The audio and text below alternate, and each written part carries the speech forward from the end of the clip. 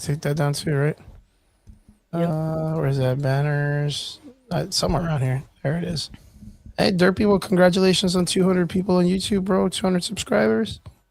Yes, Heck sir. yeah. Damn, my dude, you gonna buy me a car or what? Lamborghini, dude. So you're gonna be like the Tate guy, dude. You're gonna just be I might fucking. have to. You're gonna have to, bro. It's just what it is. It's No, just he's what just it gonna is. get rid of us. That's dope, dude. Hey, well, He's too big for us now. He's gonna I'm too bring on big for other. you. He's gonna bring on more handsomer versions of ourselves, dude. We're like the Timu version, dude. Hey, speak for yourself, man. I'm pretty fucking Yeah, handsome. I'm ugly, bro. You can replace me quick. That's so fucking Agreed. Agreed. nice, dude. No, man. Well, congratulations, dude. I Congratulations appreciate it. on the way Yeah. up, dude. You're gonna get your Woody Award, or what is it? No, that's the porn one. Not that one, but your streamer one. The streamer award. Yeah, you'll just get a streamer award, dude. I promise. I swear. Good Well, maybe you'll get a Lord, Woody dude. Award. I don't know. Maybe That's you'll get a Woody Award. crazy.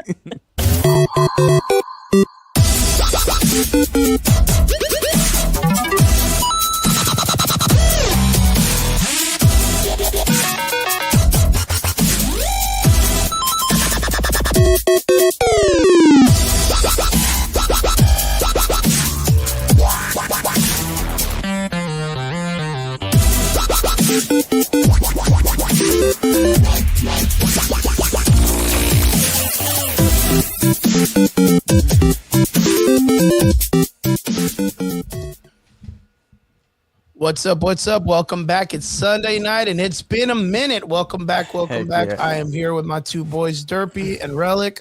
Boys, it's good to see you. It's been a while. It's been a busy couple of days or a couple of weeks for me, man. So it's finally be back, and it's good though. It's good. It's good. What you guys been up to, man? Missing you Ooh, in the stream. nice, Whoa. dude. Yeah, Dude, I'm not take him gonna to lie. dinner first. Damn. Yeah, man. Shit, dude. Nah, I've been missing you guys too, man. It's like, I don't really get the opportunity to.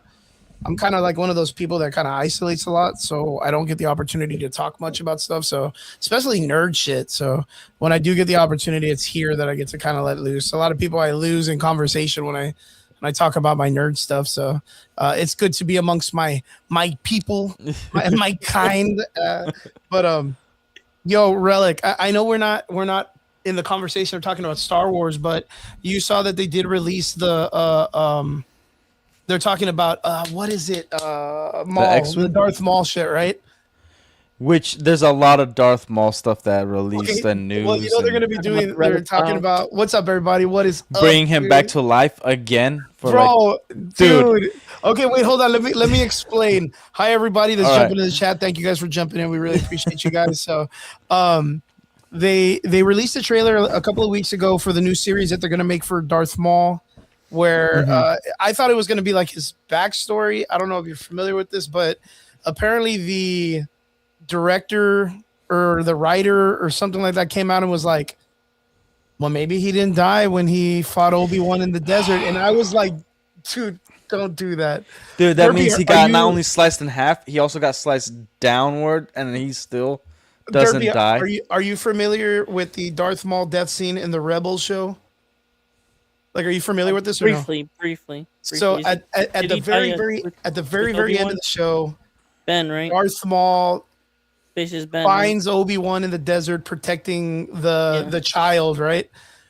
And it's supposed to be like right before the first of the first films, right? It's supposed to be like right before that. So it ties everything in such a cool loop, dude. Like knowing that Darth Maul had fought Obi-Wan and lost, he got in his stance like Qui-Gon and then changed his stance to like just everything was so epic and it was so poetic the way it ended. And it was a great send off to a cool character, right? I guess you could kind of say the same thing, right, Relic? It's the easiest way to put it, right? Yeah, like I don't agree with everything they did with Maul, but in terms of how they ended it, it was great. Like if you guys don't know the comic that came out before the Clone Wars and that like inspired Darth Maul to come back was this comic that Darth Maul, his first appearance back after Phantom Menace, was on Tatooine. He had the robotic legs, really long horns, and he had this really cool double-bladed lightsaber. Yeah. And he's coming out to kill Luke, actually, Yeah. because he knows it's going to draw out Ben. and then he fights Ben, and Uncle Owen snipes him and kills Darth Maul. Also stupid. That was a comic book, right? Yeah, it was a comic book, and Yeah. then it was kind of to see. I think what came out was that they launched that comic to see if fans, it would like satisfy the fans in terms of Darth Maul, and we didn't get to see much of him, but we did get to read the books that about his training and other comics.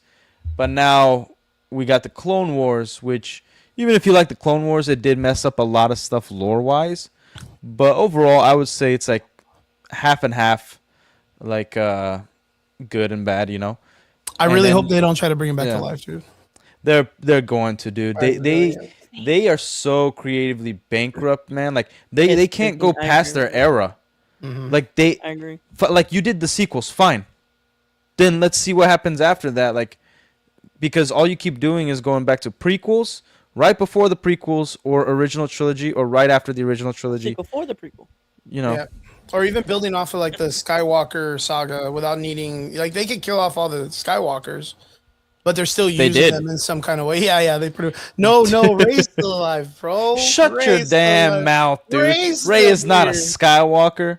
She claimed it, and they're in the desert, and they don't have to deal with the governments. Dude, you could suck it easy, dude. Yeah. Could be whoever they want. Freaking dude. She should have said, my name is Rey Guado, dude. That would have been the best, dude. That would have been the fucking best. But yeah, I just remember that, and then I saw your background, and then I saw Derpy's shirt, and I was like, oh fuck, we're not even talking about this crazy nonsense. But, dude, you want to know what's crazy? So like, I'm subscribed to the Stupendous Wave and Star Wars Theory, right? Those are my two favorite Star Wars channels, and Echo's Heart. Every time now a Star Wars video that they launch comes up, I feel so bad because I like them as content creators, but I'm so past looking up any news about Star Wars and what direction it's going, because unless they can completely retcon everything since 2012, there's literally no interest. Like I can't see myself ever liking anything that they make here on forward, because it will always lead to the sequel trilogy. It will always lead to Luke being a douchebag who almost kills his nephew. It will always lead to, freaking Rey being the best of the best and Palpatine coming back, all that bullcrap. So I just can't get myself to ever enjoy. Like right now, like dude, I always keep Star Wars books on hand right next to me in case I don't want to stream it. I just read Legends. The expanded universe, the real expanded universe, because I love the expanded universe. Yeah. But it's all uncanonized already, right? Yeah, it was the first thing they did when they bought Lucasfilm. Uncanonized. Is there any or at all chance for both of you gentlemen to be excited for whatever it is that they're going to be doing with like the Mandalorian and Grogu, like on that side of the spectrum? Because that, of course, doesn't really deal with the Skywalker saga as much internally. It's kind of like in the realm of it, but it deals with more of what was going on with like the Clone Wars and the Mandalorian side. Like, does it kind of interest you that it's kind of like on the outside, a little dirty, a little bit more street level? Look, we're Star Wars fans. I mean, Mando was good. They're gonna go see it regardless. They're gonna see it regardless, but it's not gonna do as well as the show did. I'll say that. But Star Wars fans will show up. True. Chrissy says she stopped watching after the Acolyte. Yeah, Chrissy, you lasted way longer than I did. I'll make I'm gonna make a little poll for it, but you guys keep talking about it. No, like I don't think Star Wars fans, real Star Wars fans, are probably not gonna show up to Mando. That's probably true as well. Like I think what it's gonna be like we gotta. They also have no excuses to not be successful, because the Mando and Grogu movie is gonna come out a week before anything is. Like a week before it's released, nothing's being released, and 2 weeks after it's released, nothing will be released. So they pretty much have a month where it's the only movie that it will be launched, and it's Memorial Day weekend. And I also think it's gonna, if anybody's like, it's gonna have a lot of walk-in ticket sales. I don't think it's gonna have a lot of pre-ticket sales. It'll be like, some parents with their kids going to the movie theater, and then they'll be like, you know what, this thing is on, might as well, like, let's check it out. Yeah. So, but they're already like tracking under 70 million for their opening weekend. And if you like Star Wars movies, as after we saw Rogue One, Force Awakens, and the way they're supposed to track, they're not supposed to make under $1 billion. And the problem with the Mando and Grogu is that I think the only reason people liked The Mandalorian was because it was so different, even though it was bad, but we had such crappy Star Wars that we just got a bunch of really nice, mediocre stuff. That's article. Vince is like, I'm going to see it on the site for free, dude. Yeah. Sell the high seas on that one. But like, there's no hype for it. Like, especially with all the other trailers that we've gotten, why are you gonna go watch it? Just so in like 10 years after this event happens, we get The Force Awakens. We know whatever resistance empire they're fighting is gonna survive into the First Order. We already know the end results of whatever he's doing. The problem is we're not even focusing on Mando's story. We're still focusing on him being a babysitter and like whatever the galaxy's happening. Like, it should have been just focused on Mando. And even if it was a bad show, I think it would still be doing way better than it is today because it's focusing on a singular character and his story, not end of the world, end of the universe type stuff. Yeah, I remember when the show first came out, and I thought it wasn't too bad. It was kind of like we just got the Skeleton Crew. The Skeleton Crew had this Goonies kind of Indiana Jones vibe, but I kind of feel like it dropped the ball. But it did have this expansion of the universe kind of mentality. And again, we had a really cool telling of course, if you were a part of the Clone Wars series and the Rebels. You remember like the Mandalorians, how much more effort it took for them to kind of expand on the universe and the history. So it was nice for them to kind of go back to that and not it just be dwelling on the Skywalker stuff and all the internal people about that, right? And then it just started to flake, dude. And then it just started to flake. I remember I was really one of those guys that was like, you know what? It sounds pretty good. I can't wait to see what is it? This little Yoda dude become a Mandalorian. Yoda dude, okay. Yeah, Grogu. Before we had a cool name for him. You know what I mean? I was just like, this little Yoda dude is gonna be so cool. He's gonna be a Mandalorian, blah blah blah, and all this stuff. And then I thought to myself, and the more it keeps going, and the more they kind of keep Jim Hensoning this character and making him cute and not like real, I don't give two shits if he becomes a Mandalorian because he's not gonna be anything cool. It's just gonna be a little baby in a Mandalorian suit. Like I don't know. It to me, it's like I was kind of excited for it. Right. And now that I've seen the series kind of progress and them keep doing this, like, and then you remember that these kind of people, they live to like what, 300 years old? Is that the Yoda ages? No, it's like 1,000 almost. This kid's never gonna put on armor or look like an adult until like all of these people are super dead, like just super super dead. And then you get to see him be all cool later on. And I don't know if I have enough in me to wait that long, dude. Well, the big problem is that like you got as soon as you turn on your brain, everything stops making sense. Yeah. Like for instance, if you just watch the trailer, okay, the little baby stroller that he jumps on, that's from another baby, like the speed it's flying is the same speed as a jetpack. Like the logic is like, who designed this freaking thing? For a child. For not a child, a freaking baby. A baby. And then they turn on the freaking speed, and if they just like hit it on accident, they'll crash into a wall and blow up. So like they make these things to make cool scenes. It's kind of like for instance, I'll give an example. Like Black Panther. Say what you want if you like it or don't like it. The rhinos. They're farming rhinos just to have a cool scene at the end. There's literally no use for farming a rhino in the real world and this fake universe because they didn't establish anything. They just have rhinos so that we could have a cool rhino scene that like a cavalry scene at the end with the little that the chick war. just stops it with her hand it's up. ridiculous. With her spear, and then the rhino's like, "Yo, let me kiss this lady or lick him because I'm a cat or whatever." Yeah, it's stupid. So it's like, the fuck is going on? Yeah, they're literally designing things just to have a cool scene, not because it makes sense in the universe, not because like it's part of the universe. Like it's really dumb. But that's the fantasticalism of all this shit. That's like that was the equivalent to Batman needing a dog in Batman Beyond. Do you remember that shit? What do you mean? You remember the cartoon Batman? Yeah, Batman Beyond. Batman never needed a fucking pet, dude. Don't disrespect Ace. Yeah, but why did he get a Why did he get a pet? I don't know. Who the fuck cares? He doesn't because need Alfred's dead. Alfred died. So Alfred was his pet. That's what you're saying. Alfred died.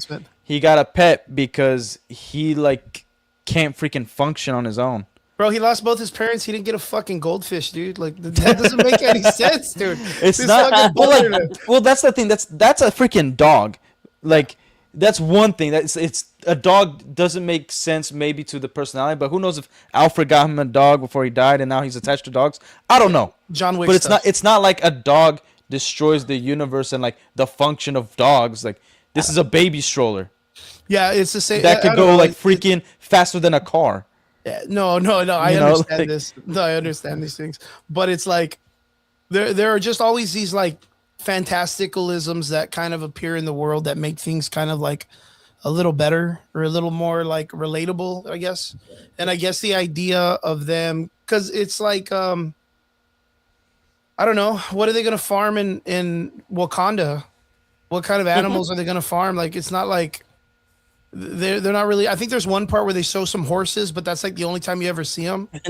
No, look, like the problem with there's nothing to farm there, bro. Like, no, if we're gonna jump, wait. They established something that's pretty freaking important. The first 5 minutes when the damn meteor hit, that's the size of a mountain, by the way, and it didn't wipe out all of humanity, which is crazy. They have whatever vibranium, right? Yeah, and then they say that for generations, they separated into 5 different colonies, right? Or sects or cultures, whatever you want to say. Tribes. Yeah. I am not here. And then they're supposed to be the most technologically advanced and also the most advanced socially, except they still use baskets to shop. There's like literally a hierarchy as you see Wakanda. Like this is poor side of Wakanda, then there's all these advanced technology, and then like nothing makes sense because there's like, oh my gosh, freaking Black Panther pisses me off so much. They make this shield and say that that's the border. Like eventually you gotta colonize. If you have a small border and everybody starts having families and then they have kids, that means that you are doubling your population, and therefore it's gonna be encroaching unless it starts growing super high. Like that's how it freaking works. Wakanda, you know. This guy in the question is wild, and bro, William, Israel, Palestine, or Wakanda? Holy, dude. Bro. Rome. Rome. I'd pick Rome, dude. The Rome Empire. Destroy it all, man. The craziest question, dude. Oh, you want to know a friend of mine. Oh, I think I told this story before. A friend of mine, he was going to college, and he was at like a Starbucks. And I don't know if Starbucks like they did a whole like, oh, we're for Palestine or something. I don't know what it was. Whatever. They picked a side. Right, and then this lady was like, this girl was protesting. He's like 22-year-old girl, and my friend he's just, by the way, he's a Hispanic dude, just trying to get some coffee, get through his school, and then get to work, right? Yep. And then he was like, just going about his day, and she's like, how could you support them, whatever? And by the way, super devout Catholic, and he's like, you want to know why I'm getting freaking coffee? I honestly don't care, but you want to know my reason why? One of them is wrong, the other one killed Christ, so I don't give a damn what happens to him. And then just walks away. Yeah, and she started crying. It was funny. I don't know, man. I come from an area that people are like, what's up, bro? It's not Israel. It's like Bloods or Crips or what, dude? Bloods or Crips. Like it's like it used to be that. Now it's like this stuff, man. Politics is crazy, bro. But dude, who gives a damn? Like, right.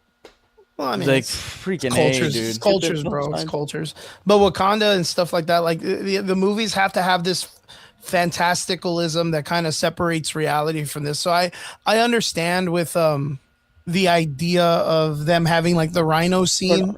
Like you look at it and you're like, bro, come on, rhinos. There's one thing, dude. we've all read comics. We know when they're being like Vulture. Like he got his powers from the freaking North and South Pole bull crap. Like you know, like there's stupid stuff, man. There's really dumb stuff in comics. But if you're gonna try to convince somebody that this is more advanced, or in a world where you have Tony Stark, you got Shield, you got all these things, and then the dudes are farming rhinos. Like, why not get a freaking cow? If why you guys not are constantly make vehicles, bro? Why not make vehicles? Why not freaking make spaceships? Why not give everybody Black Panther suit? What? It's insane to me. Like the entire concept. They're like, if something's gonna be fantastical, that's fine, but it needs to make sense in its own universe as well. Yeah, because of the fact that like it's like you said, like why doesn't everybody just get a Black Panther outfit then, right, or something like that? But that's kind of like the writing of that was Supreme Iron Man. When Iron Man made everybody pretty, there was like a value to it. If you end up giving everybody that if you end up giving everybody it's gonna get exploited, and then it's gonna be something. Well, that's why you have individualism. So the problem with the movie Black Panther, first of all, in Civil War, awesome. But the problem with the movie Black Panther is that they gave him a power from their Kool-Aid flower, and then anybody could be Black Panther. Like, they didn't make T'Challa unique, because in the comics he was like an assassin.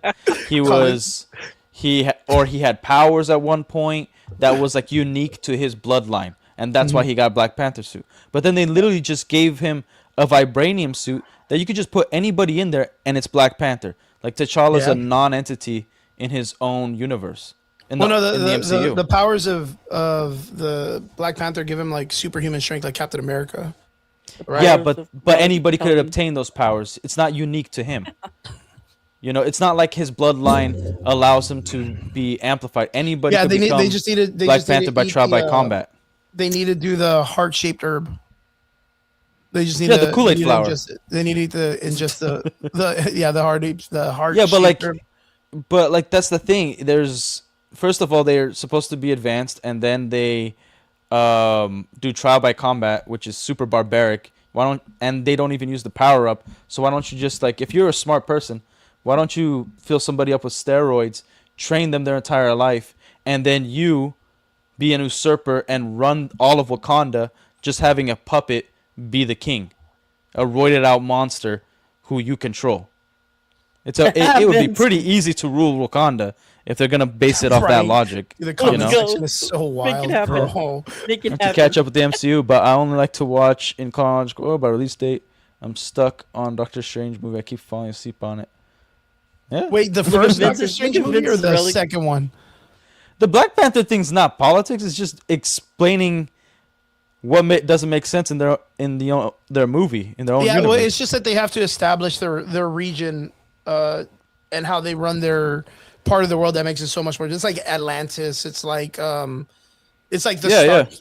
Avengers Tower is its own thing or whatnot. It all comes down to that. So it understands, but they got to make it different. It's just what it is. Like, I didn't understand the fucking the Namor scene when he's like, "Oh, I brought the sun down." I was like, "What the fuck are you talking about? What is that?" It's nighttime. RB, like, what is that? Like, what is the sun under the water? What did he bring down? Dude, like, I don't know. Maybe he took his anal beads out. I don't know what the freak was happening. They like, he found a fucking diver with a little light on his head and just like put it in the middle of the room or whatever. Like, I don't get it. The concept is that like they were more I don't know, like powerful at one point, and that they're like almost like an eternal. Dude, it's all jumbled. Like phases 4 and 5 messed up, but towards the end of phase 3, there's a lot of movies that released like Black Panther that they put out there. Super good marketing, had a lot of success financially, but it didn't make sense. It wasn't really good. It wasn't thorough enough. Well, like, yeah, it's not even about like making it make sense in our universe. Like, your universe established certain rules, and the more characters you put out there in different parts of the world, the more complicated it gets. But they really took the time, especially in phase 1 and part of phase 2, to really make everything coherent. You know what I mean? Bro, your boy RB. Like, that fucking comment is rad, bro. He's like, Derpy, how come your camera on here is perfectly fine, but when you're on your main show, I told him it's you nighttime. look like a future picture of Marty McFly when his parents aren't gonna fuck. I actually do have an answer for this. StreamYards, if you pay for it, you can make clean your it up, your yeah, camera have 4K and high in HD. When if you're using your own internet, it draws in so much CPU that like it can disturb your like lag time in your own camera, even though your camera's fine. It's also about Derpy's speed using and stuff. a fucking Motorola 7 or whatever. Yeah. He's using like a brick phone for his camera. Derpy, are you there? I am here. Good. Are you still using AOL or what? No AOL. Still using Yahoo Messenger or what? He looked at you like freaking, like you just committed a crime. Like, no, what the freak you No. talking about? You know what I lagging did the a other day, little bit. guys? This is off topic, super off topic. We're gonna get on our first topic in a little bit, but Yeah. I tried to check my MySpace. Did you guys remember MySpace? Oh, God. Dude, I have MySpace. I tried to check it and it wouldn't let me in. I couldn't remember my shit, dude. I had net zero, bro. Derpy got net zero. Derpy got net zero. Dude, I had a friend that still had MySpace, and he looked up my account, still up. Damn, dude, that's Yeah, crazy, still, man. I Still never got had a my MySpace song before. and everything. Like, Dude, I miss MySpace. I think MySpace had it going on, man. I really do. well, MySpace was do better. remember it, It's, but I it's never all had it. marketing, man. Got killed by marketing. Yeah. It's because everybody thought Facebook was going to be the place, and it kind of was for a bit, and still kind of is. But then it's like, And then into Twitter and Crackerville. Twitch and all this other stuff brought it up, and 1 minute reels and little sizzle reels and shit. Like, it's just not the place. But MySpace it had it, man. It had it. Yeah. Let's see. He says last. But in relic, terms I of think Star that- Wars, sorry, go ahead. 187 murder was the case, says Last Relic. Think you're exactly right, and I think that's where they lost it casually, or lost the casuals. Yeah, like for instance, the fans bring in the casuals, right? And the real fans turn the casuals into actual fans. It's a pretty basic formula. Like the things nerds love to do the most is to share like the things they love. Yeah. But when you start betraying the fans and you rely only on casual viewers or the normies, right? They're not gonna be waiting and anticipating the next movie and the next movie and the next thing to come. Right? Like it's a big problem all throughout all of cinema right now that has an IP, whether it's DC, whether it's Marvel, Lord of the Rings, whatever it is, Star Wars. They're not like catering to the actual fans to bring in the casuals. Mini clips. They're trying to make it all inclusive. You know what I mean? Mm-hmm. And it's a huge problem.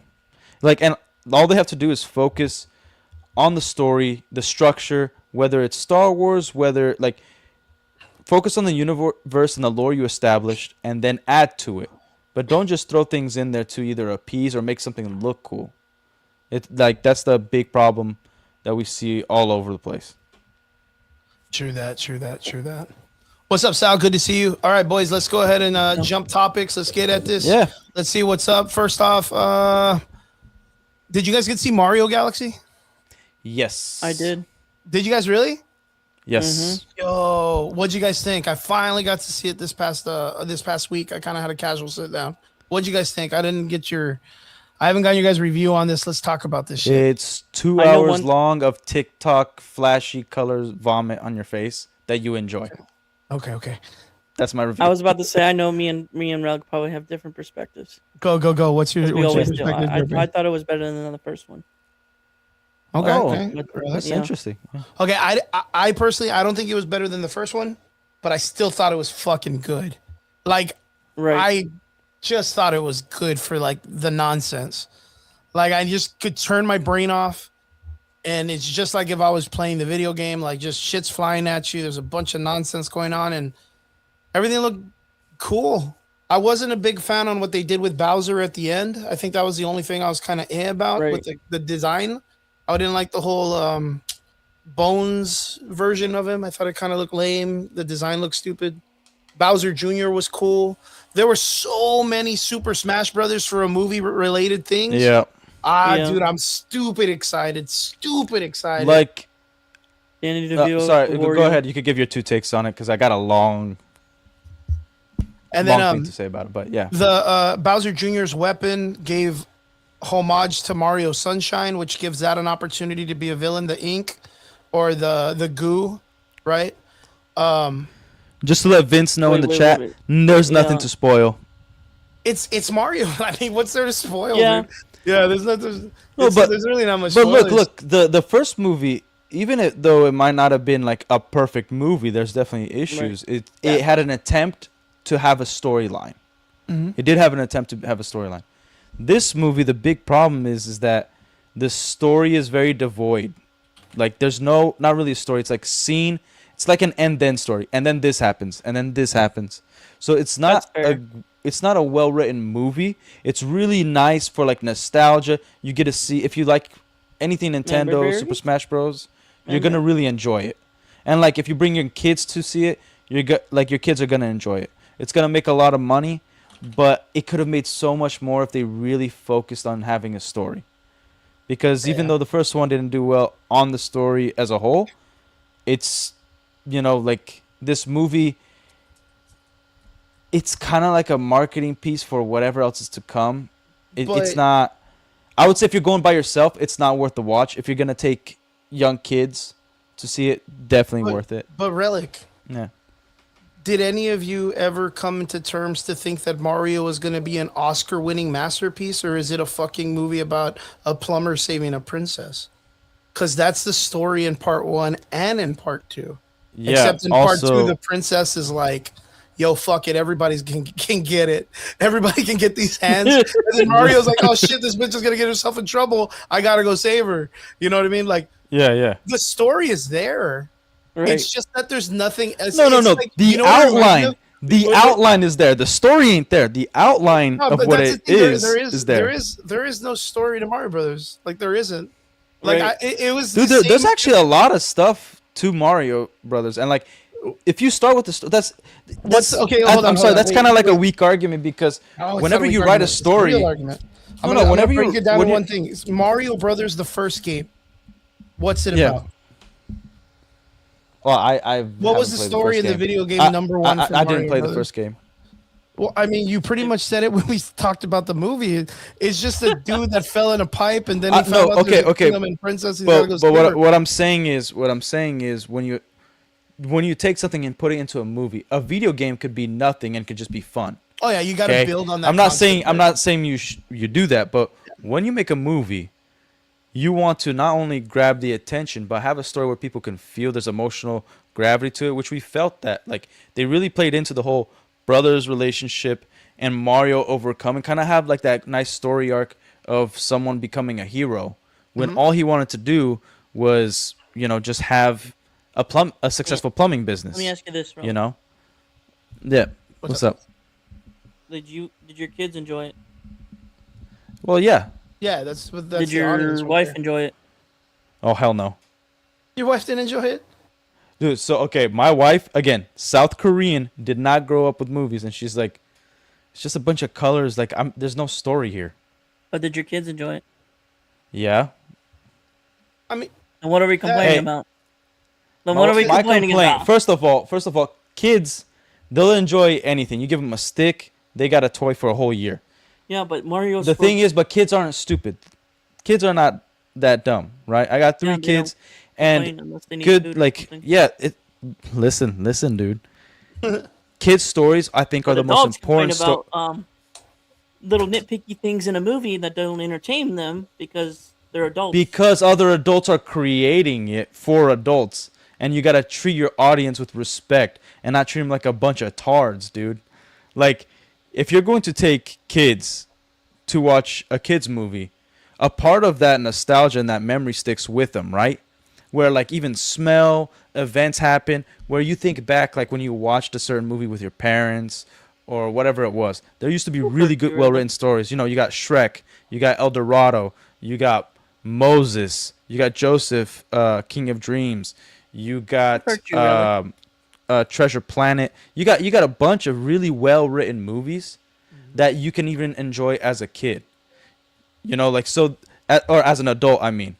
And you might not get everything that happens in that movie as a kid, like all the gravitas and even the jokes, but you'll still enjoy them. And then when you're an adult, that stuff still sticks with you because you can actually enjoy them as an adult, and it can inspire you to do something more. Like Shrek is a great example, like of comedy that an adult and a kid could enjoy. You know, like when they see Farquaad's castle, right? And he's like, I wonder if he's compensating for something. Hilarious joke, especially for an adult. But also, it's good. It's a good joke for a kid because the parent can explain, oh yeah, the Lord Farquaad is short. Therefore, everything he wants is to be big because he wants to look big. Great. So it's like a joke that works in multiple concepts, right? It could be a dirty joke and it could be actually a joke for kids.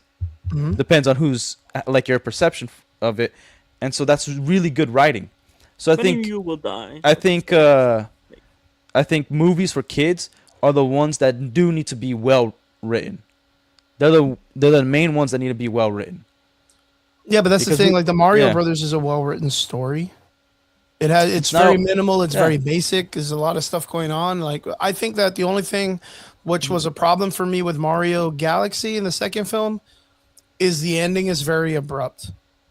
Like it just shows that there's a hole. The castle's been whatever. There's just a big gap, and they're like, hee hee, boom, credits. No, and I was kind of like, what? Yeah, like there's problems. Like the thing is with the Mario Galaxy movie, what disappointed me is that even if like the first one is weak, I expected the second one to be much stronger than the first movie, right? And the main issue with it is like it can't just be like a one trick pony every time, and then it's forgetful in like a year, 2, 3 years. Because the first one allowed it to establish, we got the Mario universe in Universal Studios. We're getting a lot more merch. People are more interested in the Nintendo games. People are like, that's what the first one did. The second one is supposed to retain that and even add more. So like, I prefer less content and better quality. Like just another example, the MCU phases 1 through 3, we got only 50 hours of content. Phenomenal films, some bad ones here and there. And then phases 4 and 5, we got over 100 hours of content, and none of it's memorable. We might have enjoyed 1 or 2. Yeah, but the reason behind that also is because the majority of that concept and that content that was created wasn't successful in the first place. And I think this is it wasn't successful in the comic books. None of the stuff that came after, even getting to Infinity War and Endgames, was very diluted because the Infinity story had already been established in the comic books over and over again. It had already sold millions of comics or whatever, if you think about it. And then it got into like the Multiverse of Madness and the Doctor Strange film, and it's got into America Chavez. It got into all of these things that were not popular after the all new, all different comic book line in 2015, 2017, the female Thor, Miles Morales. None of this stuff was making money for Marvel in the comic book realm. And then they were like, well, we're going to make it in film. We're going to make people like it because diversity and this and that and all this cultural stuff, right? It worked with the political agenda, but it did not work even when it was being based in the comic books, which is where it was originally based on to make money. So okay, like, that doesn't. Hold on. With Mario Brothers, Mario 1 was $1 billion movie. It was great. It was fantastic. Why? Because it hit all the marks that it needed to do for Mario Brothers. Now, let me ask you something. Agreed. Would you consider yourself a Mario fan? No, I don't think so. No? What about Derpy? Would you consider yourself a Mario fan? Like just based on just, knowing the game and having fun with it and stuff like that, right? Well, like fan is fanatic, right? I would say I'm not talking about being a fan. I'm just talking about a person who can hold a conversation about the topic. A fan, a person that knows it. What is Mario Galaxy? Hold on. What is Mario Brothers Galaxy about? What is the video game? What is the ending? Who's the villain? What's it about? Not the movie, but the video game. Dude, well, I can't even tell you. Derpy, can you tell me? If I remember, I believe it's Bowser. As the Mario Galaxy villain? Yeah, this did the same thing, basically build a planet. But do you know like the whole story, the build up, why it deals with galaxies, why it deals with like them going between things? Do you know about any of that stuff?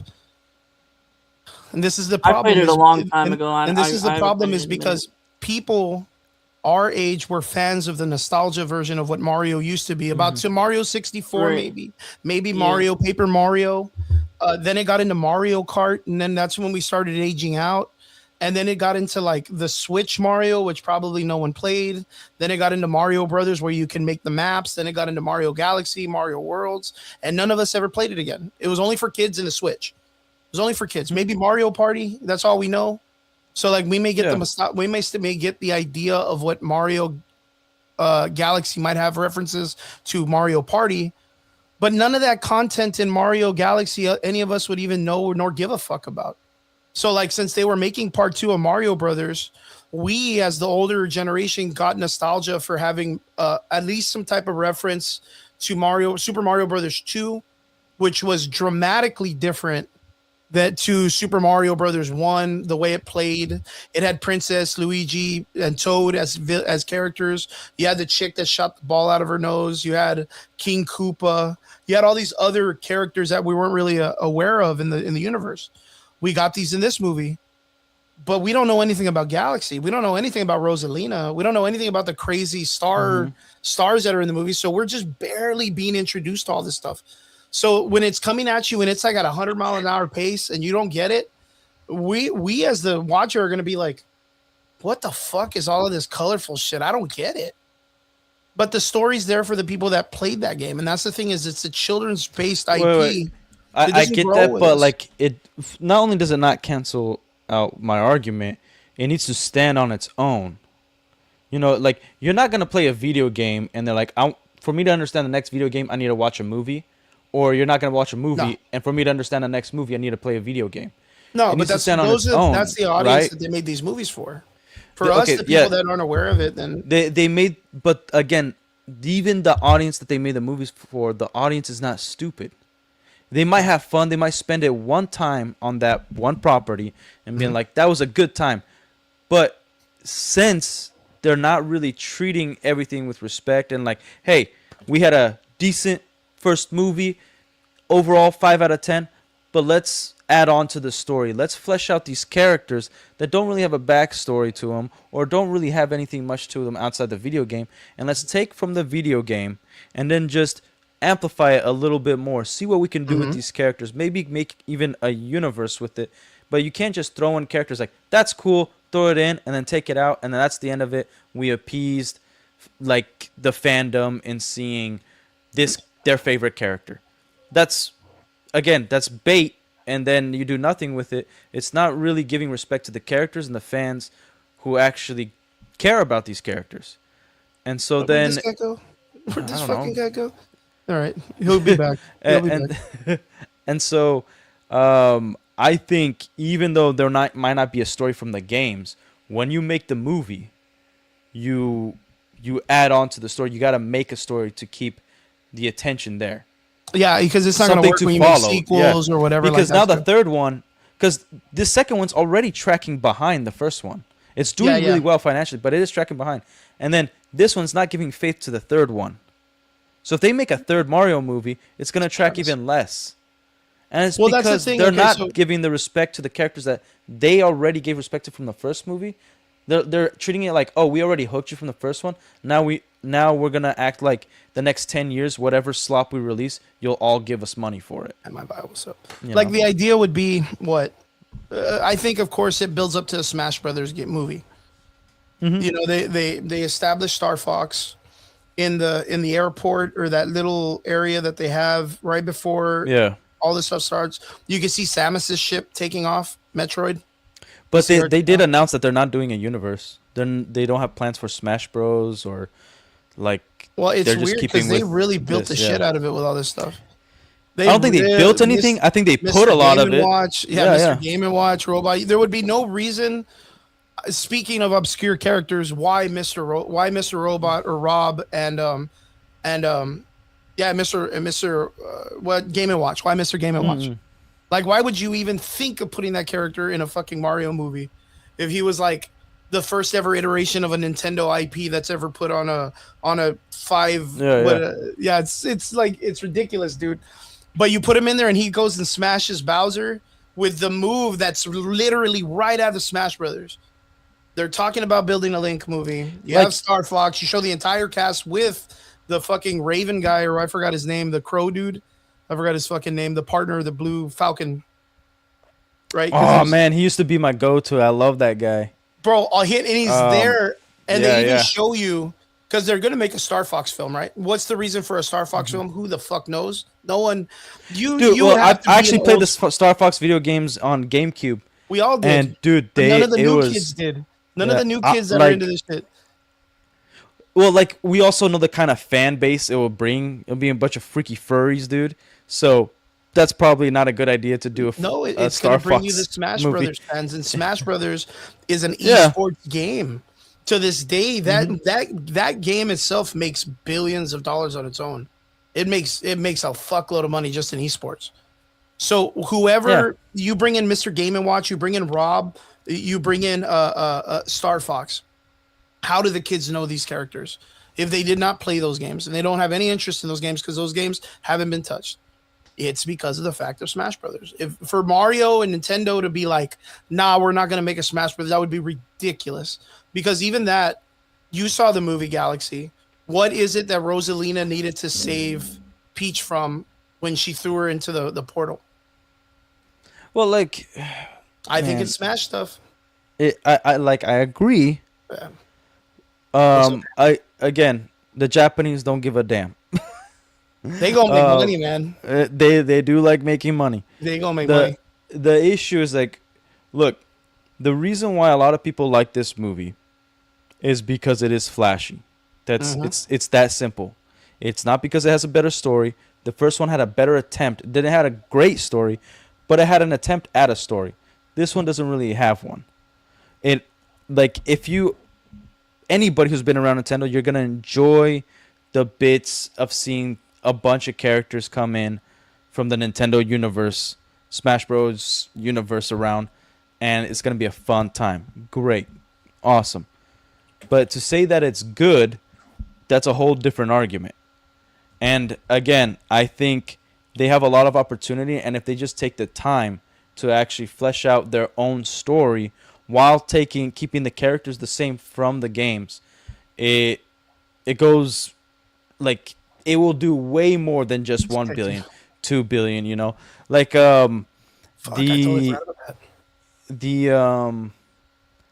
like Peach, she's become insufferable. She's become the new Mary Sue in a kids movie. You know, at the first one, I didn't like the way they just made her like good at everything. I thought it was played for a joke, but then where she's like, "Oh yeah, I got it my first try." But then she just really is good at everything. And then the second one, it's like, man, like you could have done something. Like, we don't need these characters to be perfect. We want to see them go through an arc so that we can not just relate, but we could watch them grow as a character, you know, progress and actually have a story within their character instead of just a plot, right?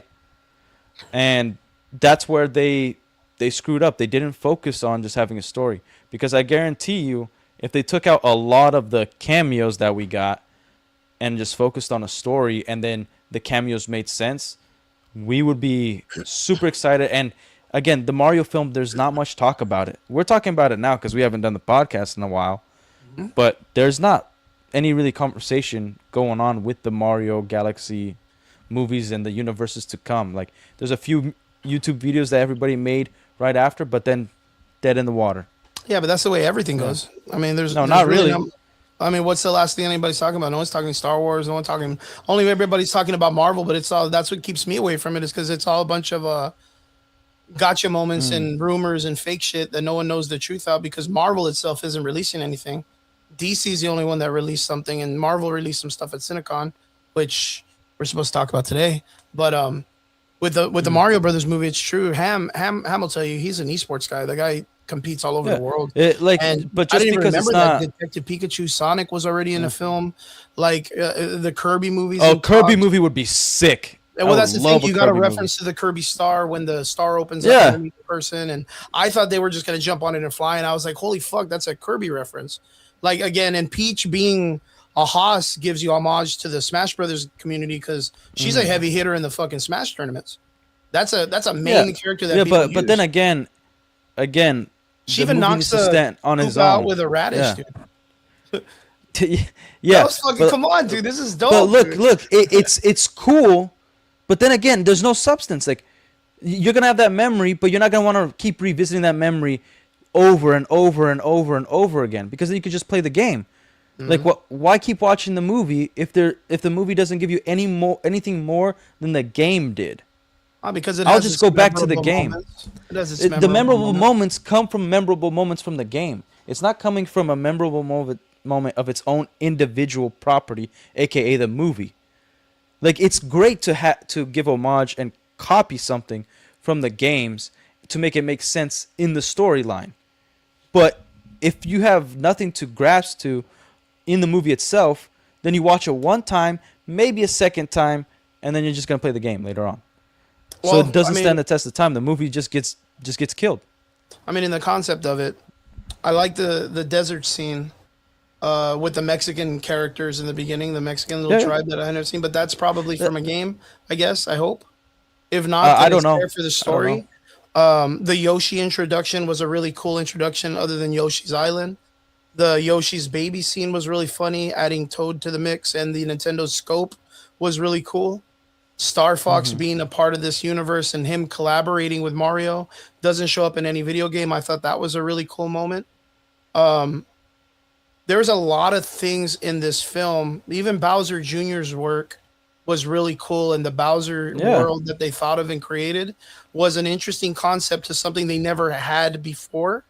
But Bowser Jr. has come out in several games, but I can only remember him majorly. Yeah, and they gave him a little bit of that in the movie where it's like, hey, like, this is just a kid trying to make his dad happy. Yeah. It's not even about being evil, really. Like, I'm just trying to make my dad proud type thing. That's cool.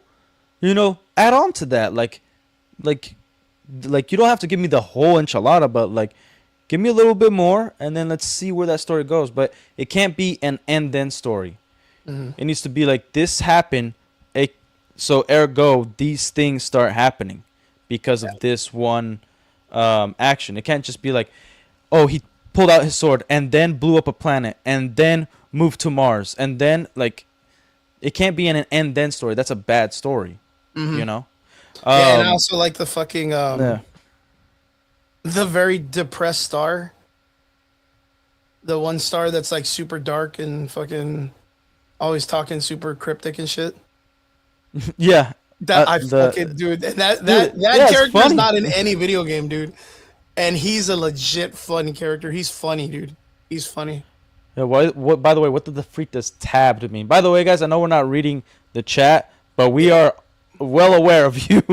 I'm reading it. I don't know what tabbed is, but thanks. Oh, it's probably like just checking, like, just to say that he'll probably keep us tabbed so that way he can come back and check on us too. Julio's a good friend of mine. Okay, cool. So Ham's a good friend of mine. Same thing with Vince. I know these guys. But he says that the trending topic is Daredevil season and Doomsday. Have you been watching the Daredevil season?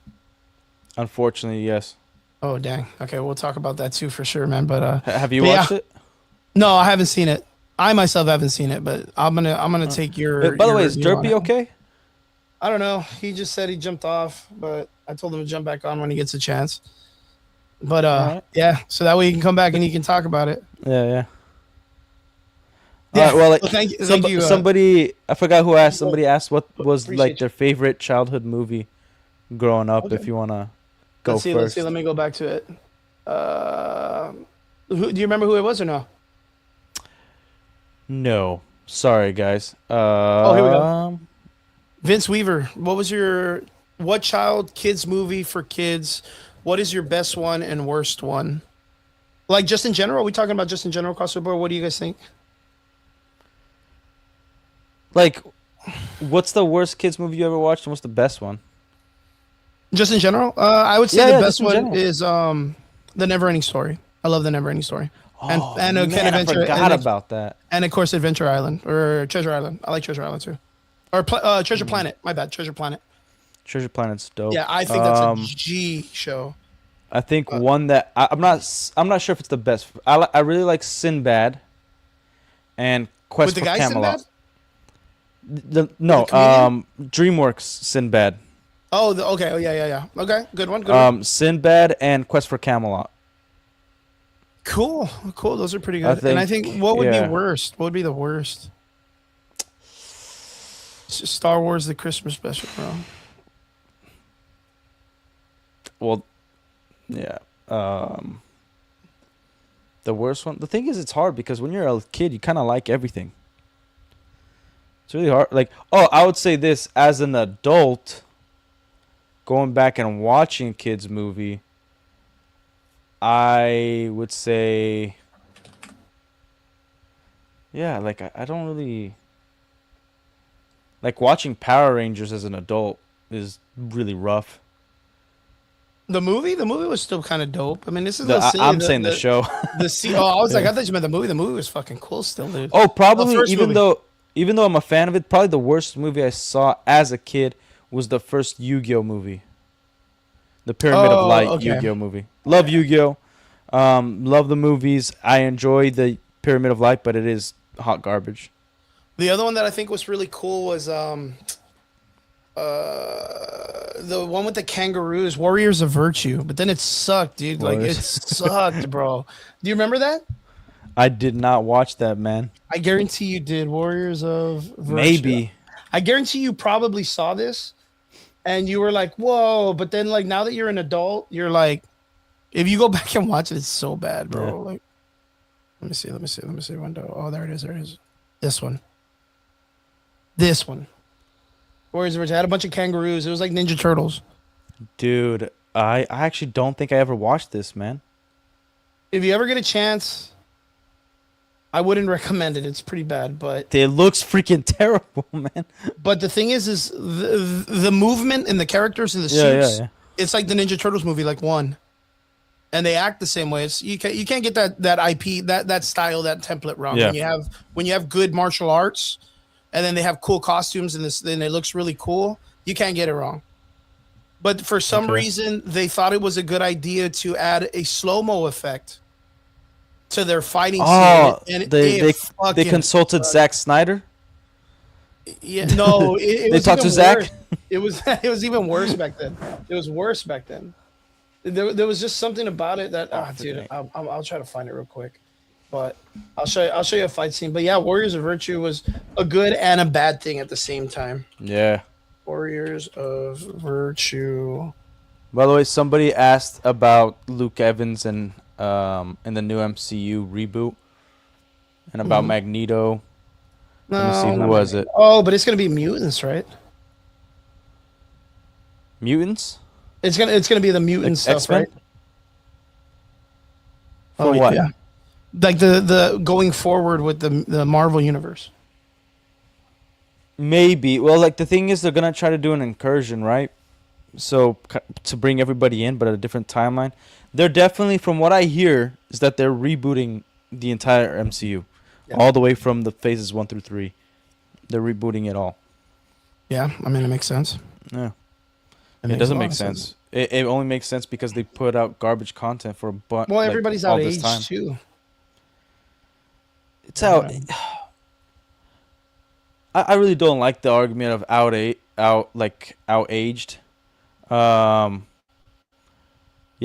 John Walker also did nothing wrong.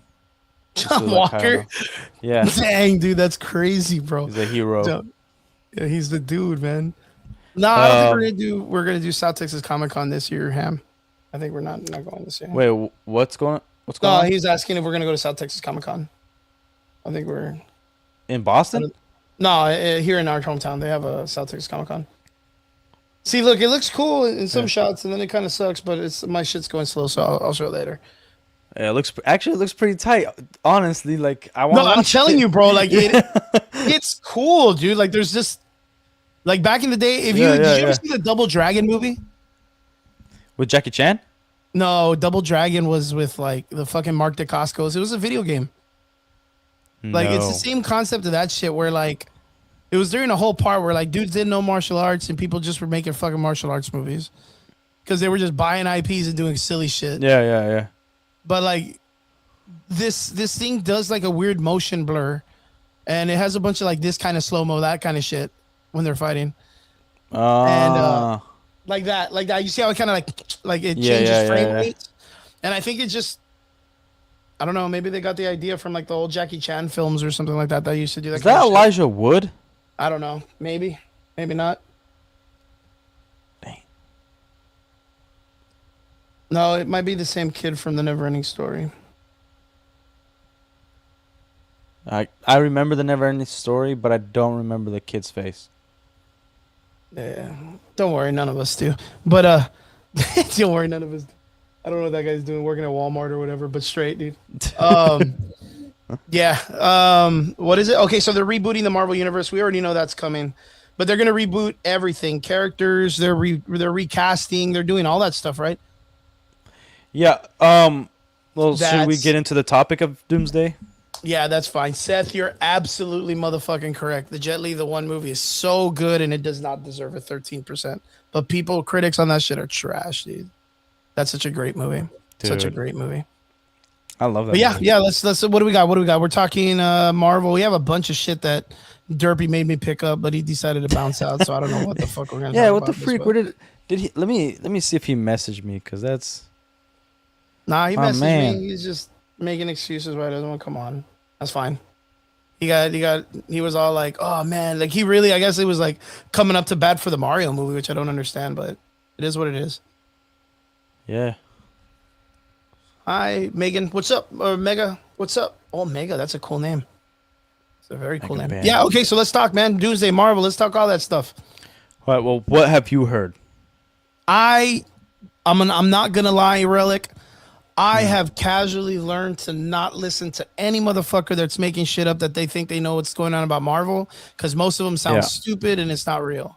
So like them talking about, I don't know. We talked about it the last time where it was like, the beginning of the movie's gonna start with Tobey Maguire getting fucking murdered or whatever the fuck. I don't think that's gonna Deadpool happen. And X-Men. I 100% don't think that's gonna happen. If they're gonna do anything with Tobey Maguire, they'll probably kill him off just because the actor's like, and then they'll probably bring him back. No, he's gonna just be because actually no. Tobey Maguire said that if Sam Raimi is up for it, we'll do a fourth one, and Sam Raimi is also said that he's up for it. Fuck Sam Raimi. I don't want him to come back. He just fucked up fucking Doctor Strange. I don't want to see anyone. Dude, did you not see the freaking interviews with Sam Raimi? He talked about it. He's like, I don't even know how this movie ends because I pretty much didn't direct it. Because the studio came in and be like, we just need you pretty much to be an actor, like a name, and then we are gonna do the movie. And there's only like a few scenes that he did. Fuck him because he put his name on it. Fuck him because he put his name on it. That's it. As a man, he put his name on that shit and it sucked. I thought Multiverse of Madness was bad. It was trash. It was bad.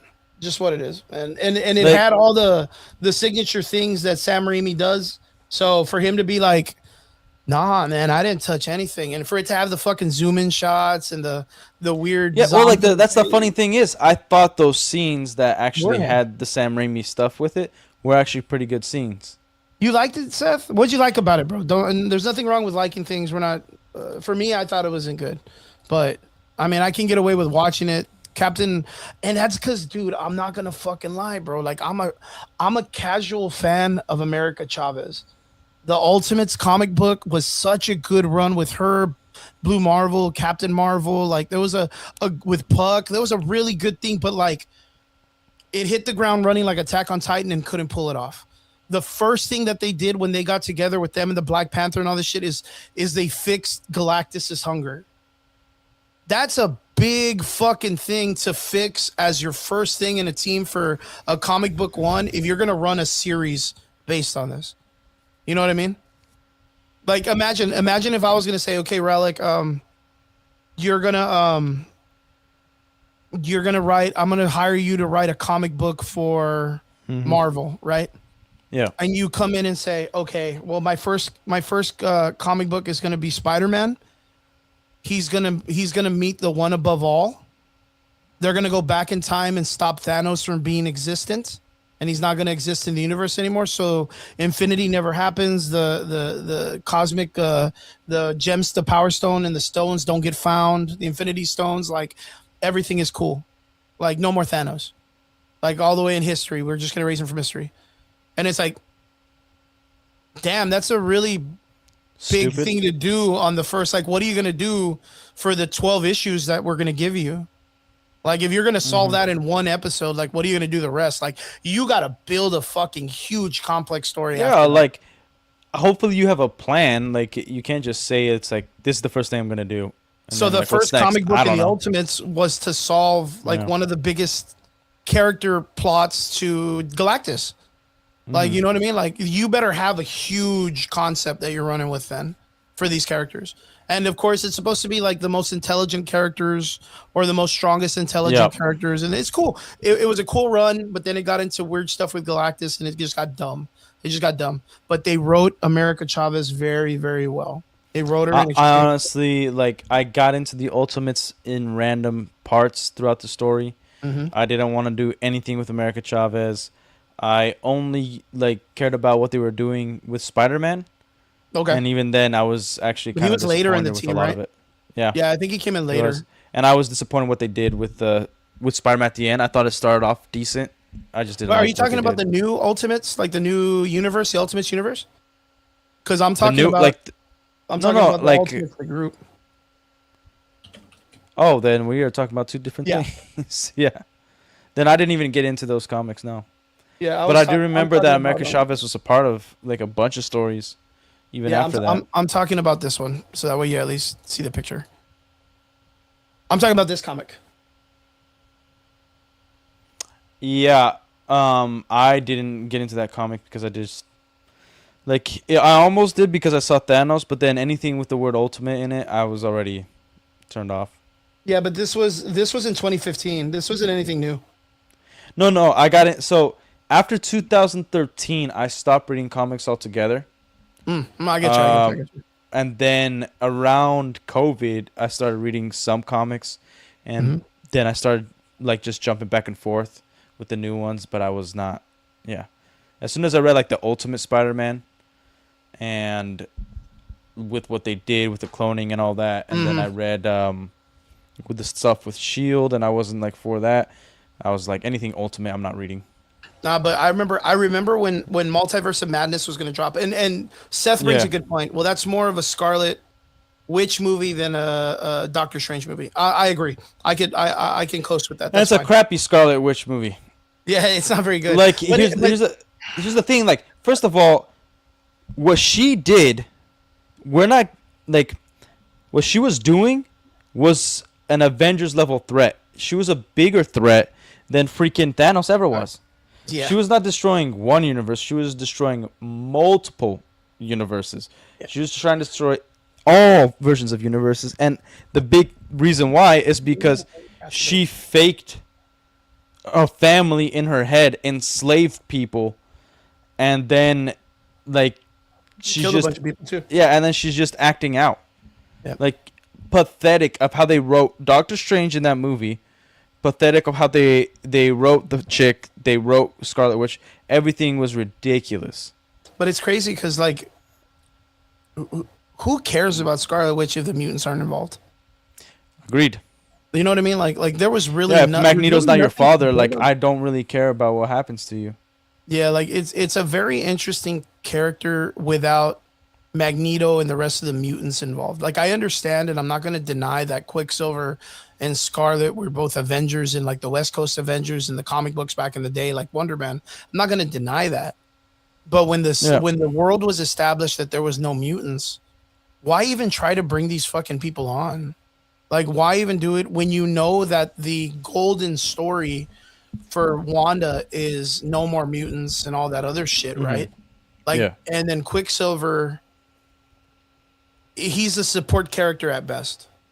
And if anybody's like, nah, Quicksilver is like our version of the Flash, it's like, okay, cool.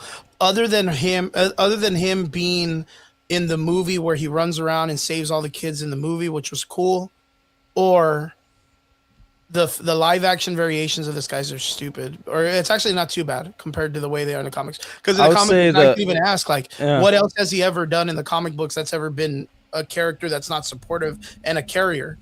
Because it's only been because of Wanda. The only time I actually really liked, felt a big interest in Wanda and Quicksilver, which they didn't do a whole lot with, was the X-Men Evolution TV show.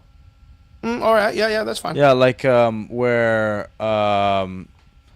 Quicksilver was ahead of the what's it called? Brotherhood of Mutants. Yeah, Brotherhood of Mutants.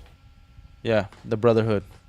Yeah. And then I think they established Polaris, and they bring in like the stuff. Yeah. Because like a lot of people don't even know who the fuck Polaris is. Yeah. You know, dude, and I thought it was good to like. It not only was a good cartoon, it was good to introduce to the normies too. Yeah, of course. If they've never read an X-Men comic, dude, it was freaking solid. And I liked how like Wolverine was always at the forefront, and they even put like an episode with Captain America and Wolverine and Captain America are the ones that saved Magneto. I like that tie-in, all that stuff. Like they brought in a Weapon X or Weapon X-23, you know, like made her an assassin for Shield. It was really cool stuff. Yeah, I know Seth is like a guy like my age because he mentions Aragon the movie, and that's like if you know that movie, like I know that you're movie. You're like mid-30s, maybe early, like maybe mid to like yeah, you're an older gentleman, and Aragon was a hard movie to watch, bro.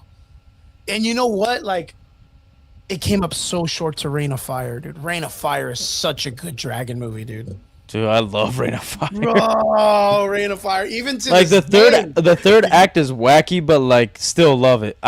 Dude, Matthew McConaughey, he's freaking phenomenal. Yeah. PG character. He's like, just bring him down to me, boy. I will put my axe in its chest or whatever. Fucking God, that's Chen Zhen, wasn't his name? Something like that. Chen Zhen. I forgot.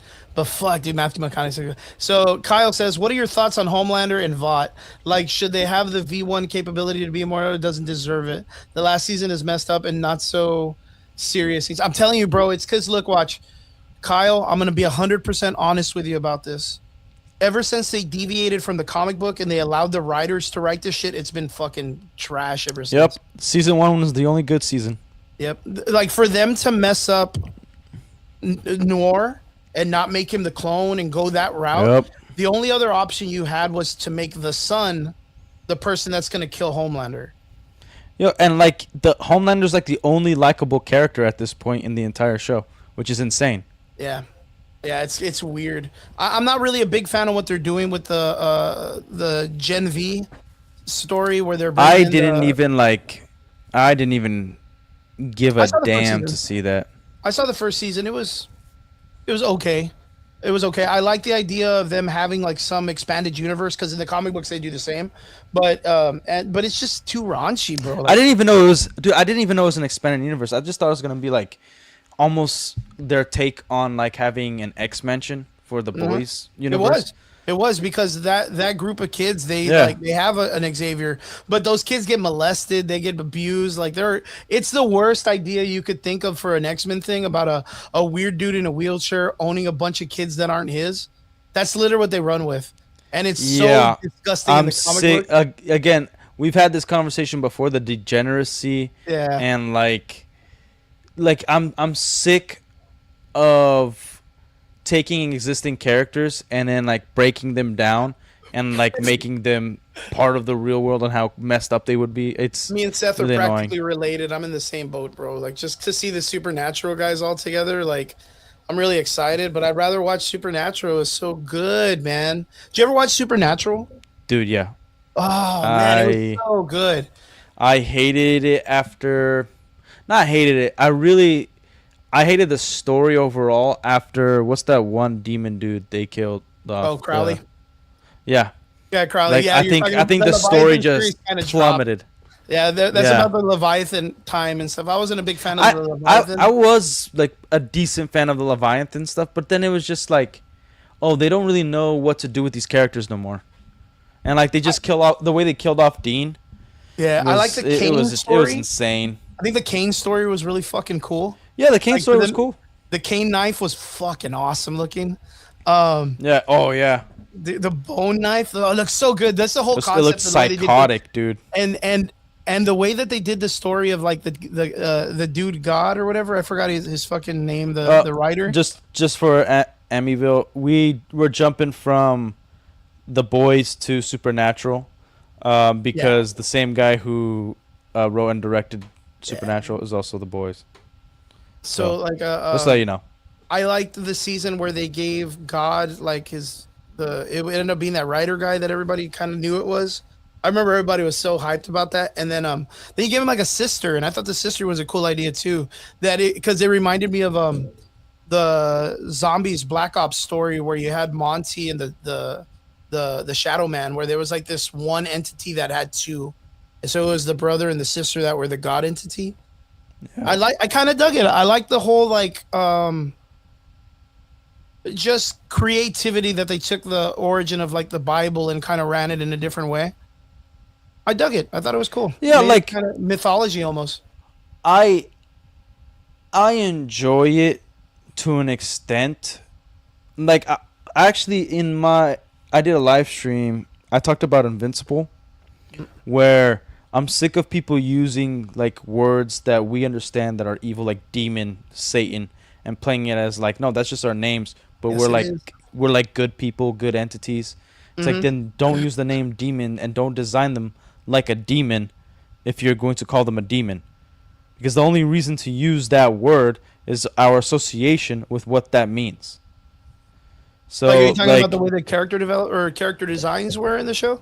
No, the character designs are not a problem, but then how they made the character, it's like, oh, you're a demon, but you're a good guy, and it's not really a hell, but you guys torture, but it means you guys are still good. Like, Satan doesn't mean Satan, like the greatest evil. Are you talking about the Invincible? Are you talking about the Invincible Invincible, but then, like, Supernatural kind of does that a little bit. Yeah, where, yeah. You know, it's really annoying to me. Like, if you're going to use the words demon and Satan, that should be, like, ultimate evil.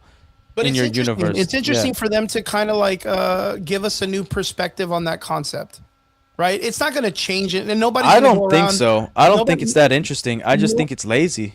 Yeah, but no people are going to go around and be like, "Oh, dude, so Satan wasn't all that bad," after watching Invincible and just go join the Church of Satan. They're not going to be inspired by this.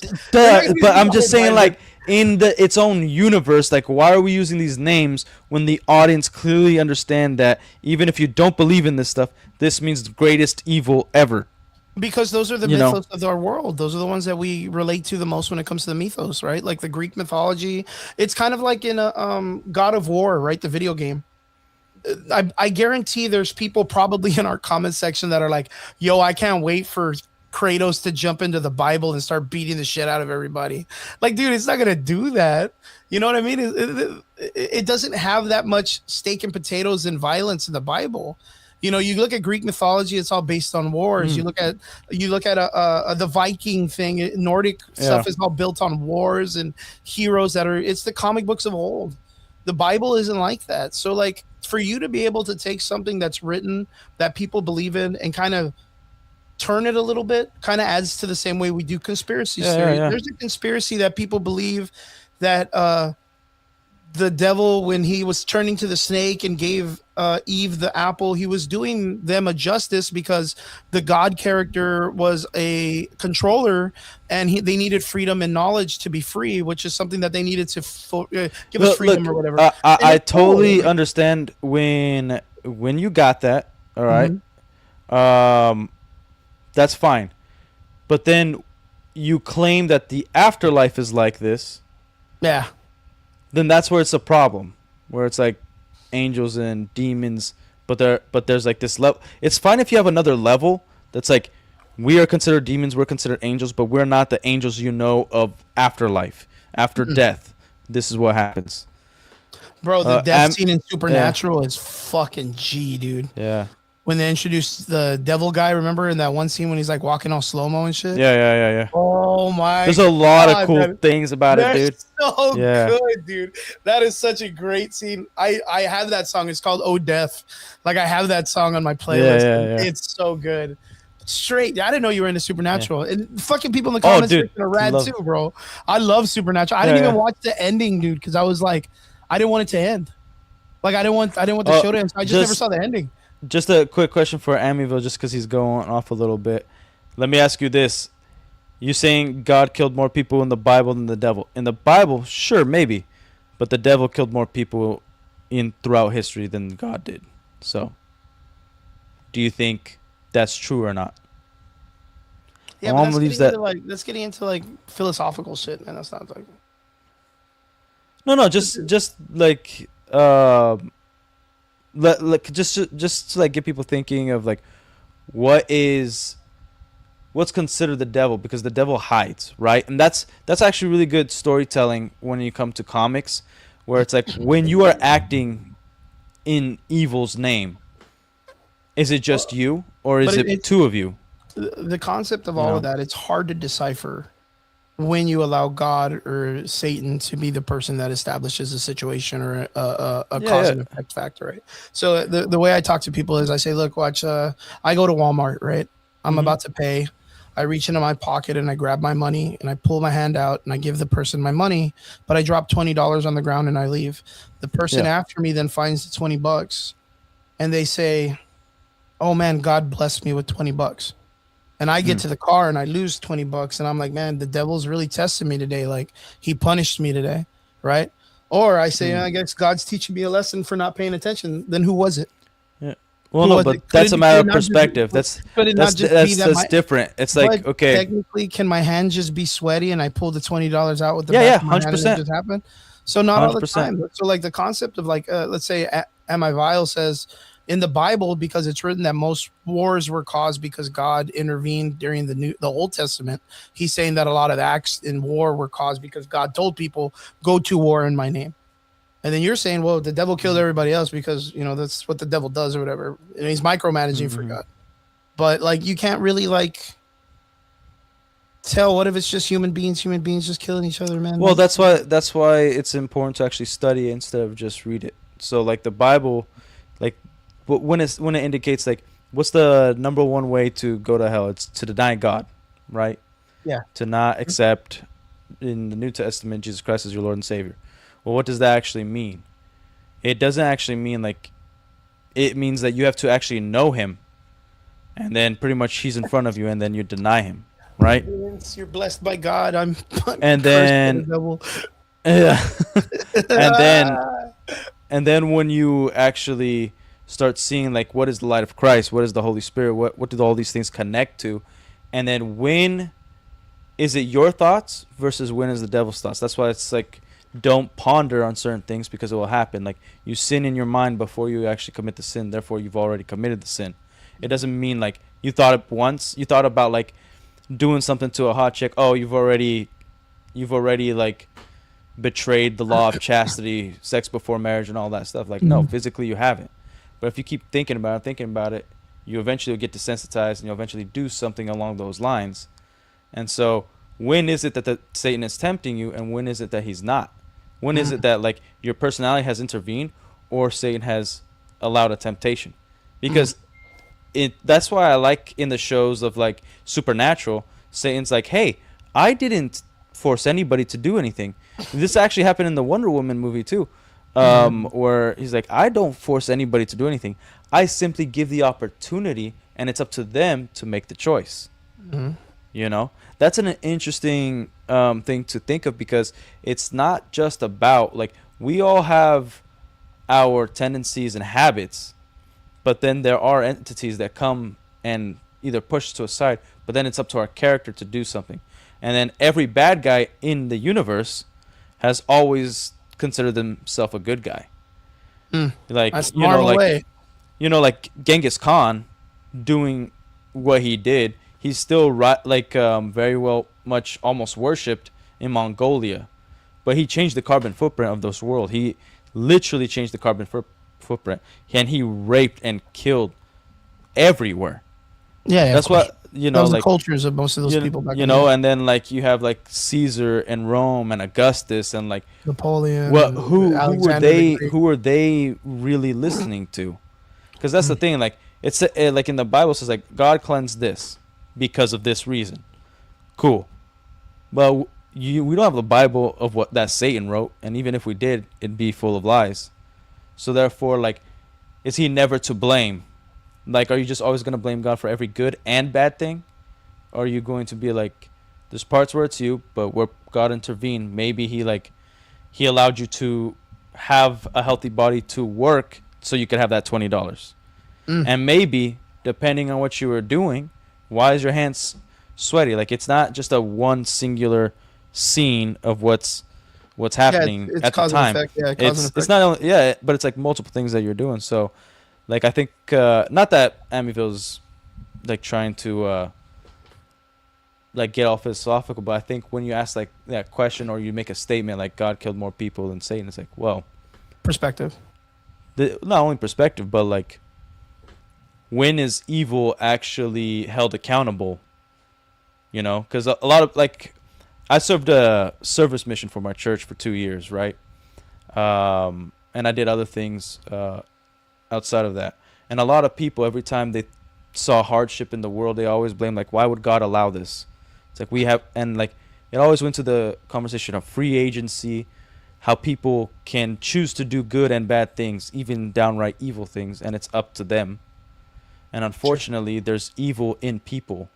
But everybody was born innocent, and that evil had to be taught or again incorporated somehow in that culture or world that they lived in. So like things aren't necessarily black and white, but I think like with the life I've particularly lived and the experience I've had, I'd say like I've definitely come across pure evil. Yeah, I think everybody has. I'm a duality. It's like M.I. Vile says that he's an atheist. He thinks people should be held accountable, where we shouldn't need to blame a devil or a god. I'm a dualityist. I believe in black and white. Like just you know, I do believe the Christian value is there, and I'm myself and that's not like the worst mindset to have. Like that's like it. Be an atheist, be a believer, be whatever you want to be. Like hold people accountable for their actions. True. 100% agree. I think everybody is born with like goodness in them, and over time through our life experiences, it gets either diluted or amplified. And then there are times in our life where we make certain choices where we know something is inherently bad or good, and that's why we can identify heroes and villains in comics so easily. That's why like certain colors are really identifiable. Like a character that's full on black and like a shadow, you're usually not thinking like that's a good guy. Well, I mean, to debate that, speaking of that, comes a really good question in the comment section. Daredevil, a man who dresses as a literal devil in Hell's Kitchen and is a hero and beats up villains who has a dark inner mentality on how he likes to handle his justice, asks, Daredevil 2003 version was the best or the latest Netflix series? What's your opinion? Ben Affleck 2003? Yeah. Damn, I'm pretty sure. Fucking cuts, bro. By the way, that's not the first appearance of Daredevil. No? If you didn't know, John Rhys Davies was the first Kingpin, live action Kingpin. Freaking in what series or what movie or what? What was it? If you're gonna give a source, you gotta tell me, man. What's it? What's it? John Rhys what? Here, John Rhys Davies Kingpin. Rhys Davies? Yeah.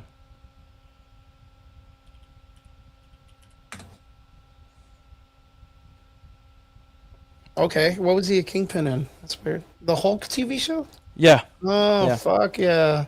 First appearance. The Trial of the Incredible Hulk. Yeah. That is like, that's really deep cuts, bro. You gotta chill out, dude. Because then you're gonna tell me then this wasn't the first time, and we gotta bring in the Fantastic Four from that fucking movie from back in the day. That was like the Ninja Turtle forehead thing. You know what I mean? Wait, you don't know the Fantastic Four's first appearance? Well, that old movie that they did. Yeah. Yeah. Then you'd have to say that you're gonna add that. That is shit, dude. You can't add that shit in. This would probably be cool, but you can't say that this was like a great representation of Daredevil in the fucking series. No. I'm just saying that's the first representation. I'm not saying it's the first good one. Look, people. Yeah. To like Daredevil. 2003 Ben Affleck. I'll give you guys a little story. I showed it to my wife, and I remember she laughed so hard when they're on the playground seeing him and Elektra. And remember we did get an Elektra movie after that. They were starting to set things up. Yeah, the story in Daredevil, Ben Affleck's 2003 should have been fleshed out more. I think it is overly hated. I agree on that from the comment section.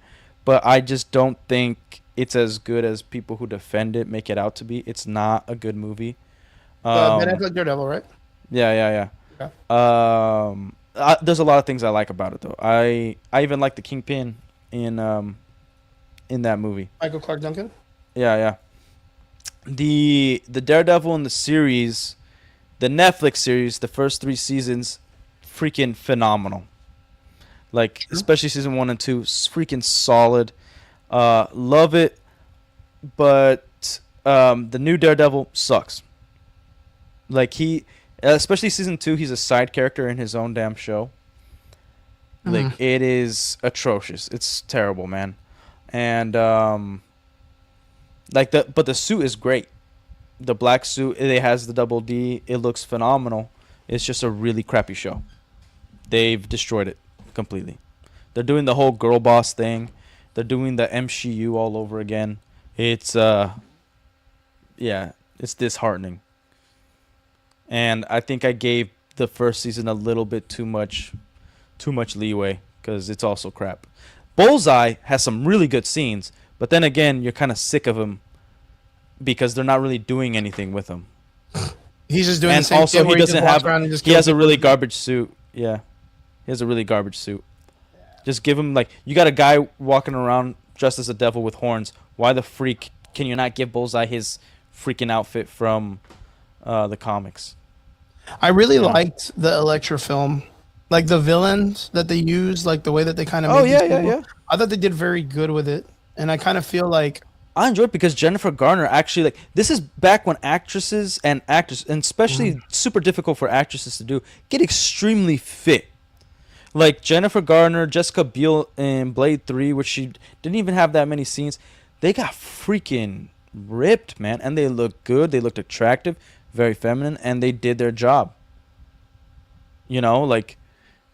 Now actors complain all the time. I'm like, oh, there was that one actress, the director asked me to suck in my stomach. Yeah, maybe because you're a little bloated in this scene. Mm-hmm. This is cinema. We have to make you look the best possible way. Even if you're the size of freaking Jabba the Hutt, we have to make you at least look appealing in some way. So Gorlock the Destroyer. Yeah.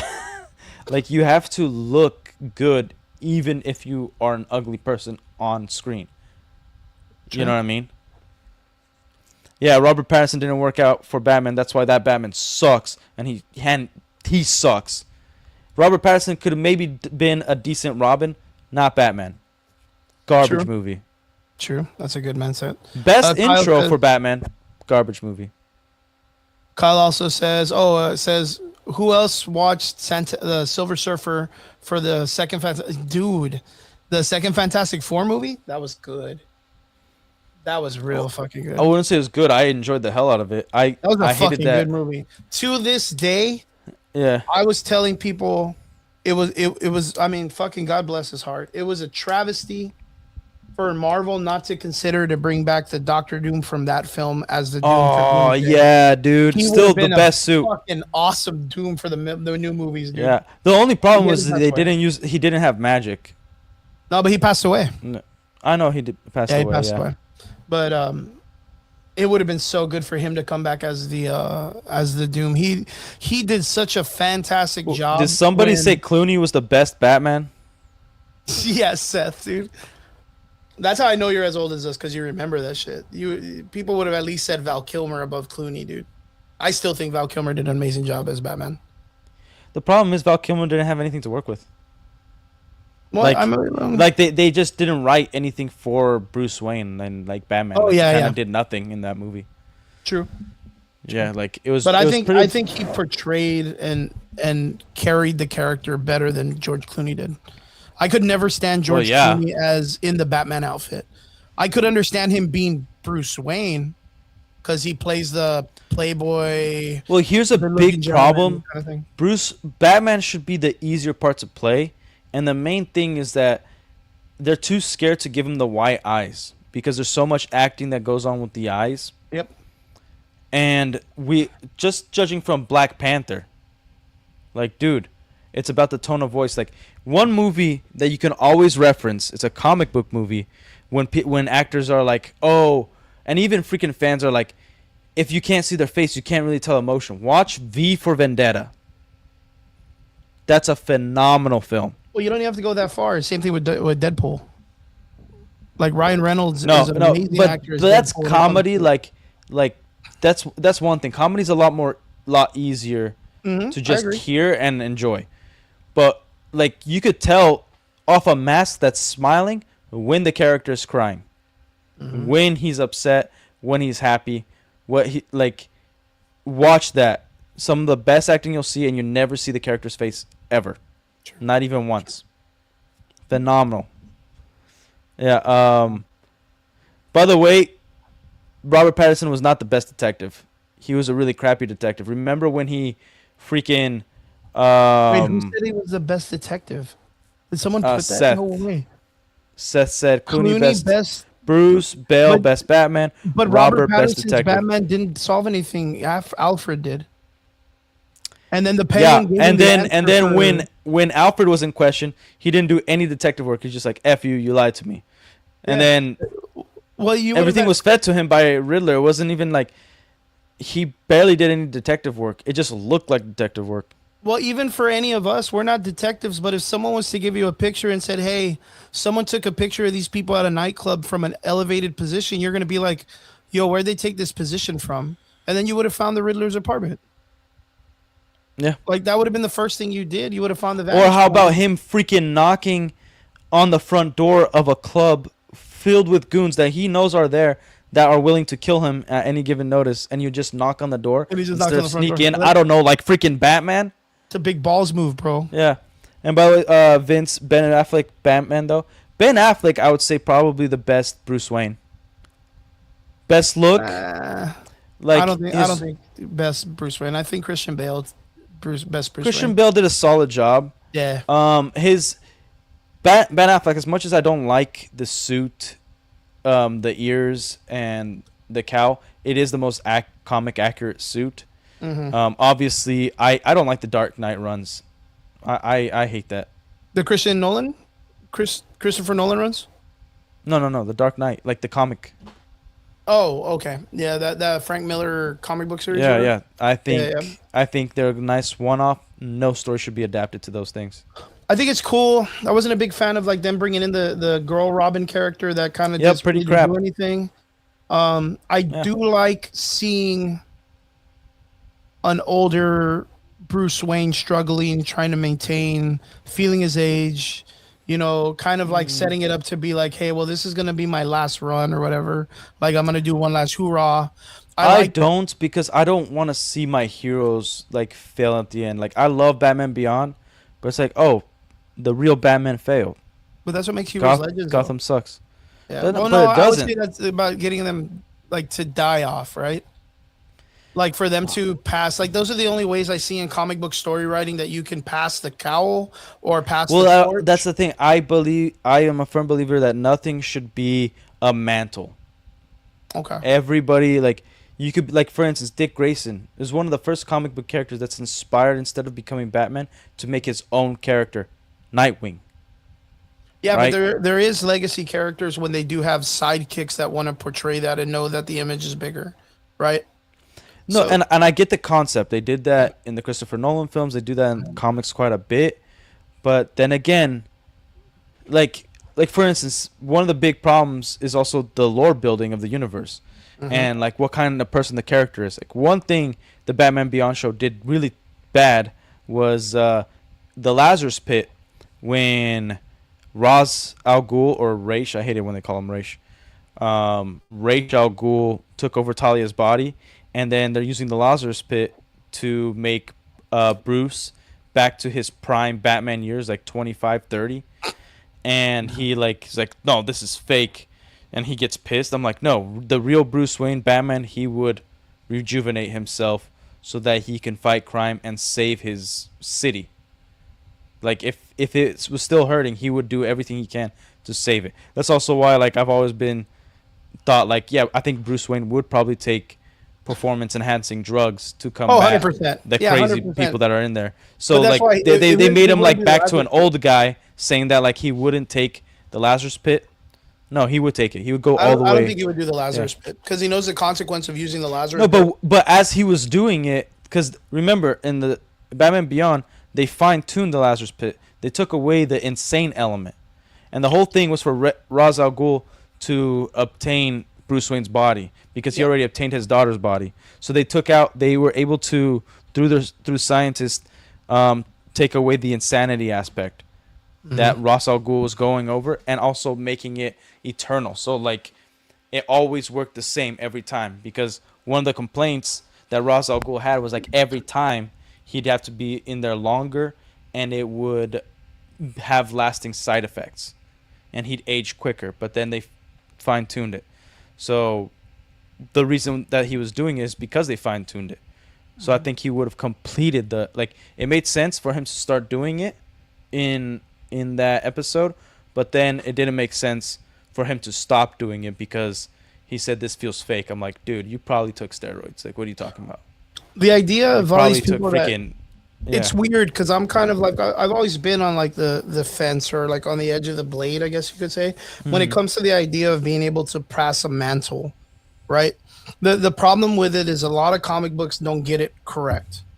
Yeah. But like in the concept of professional wrestling in Mexico, like Lucha Libre, they've been doing that for years.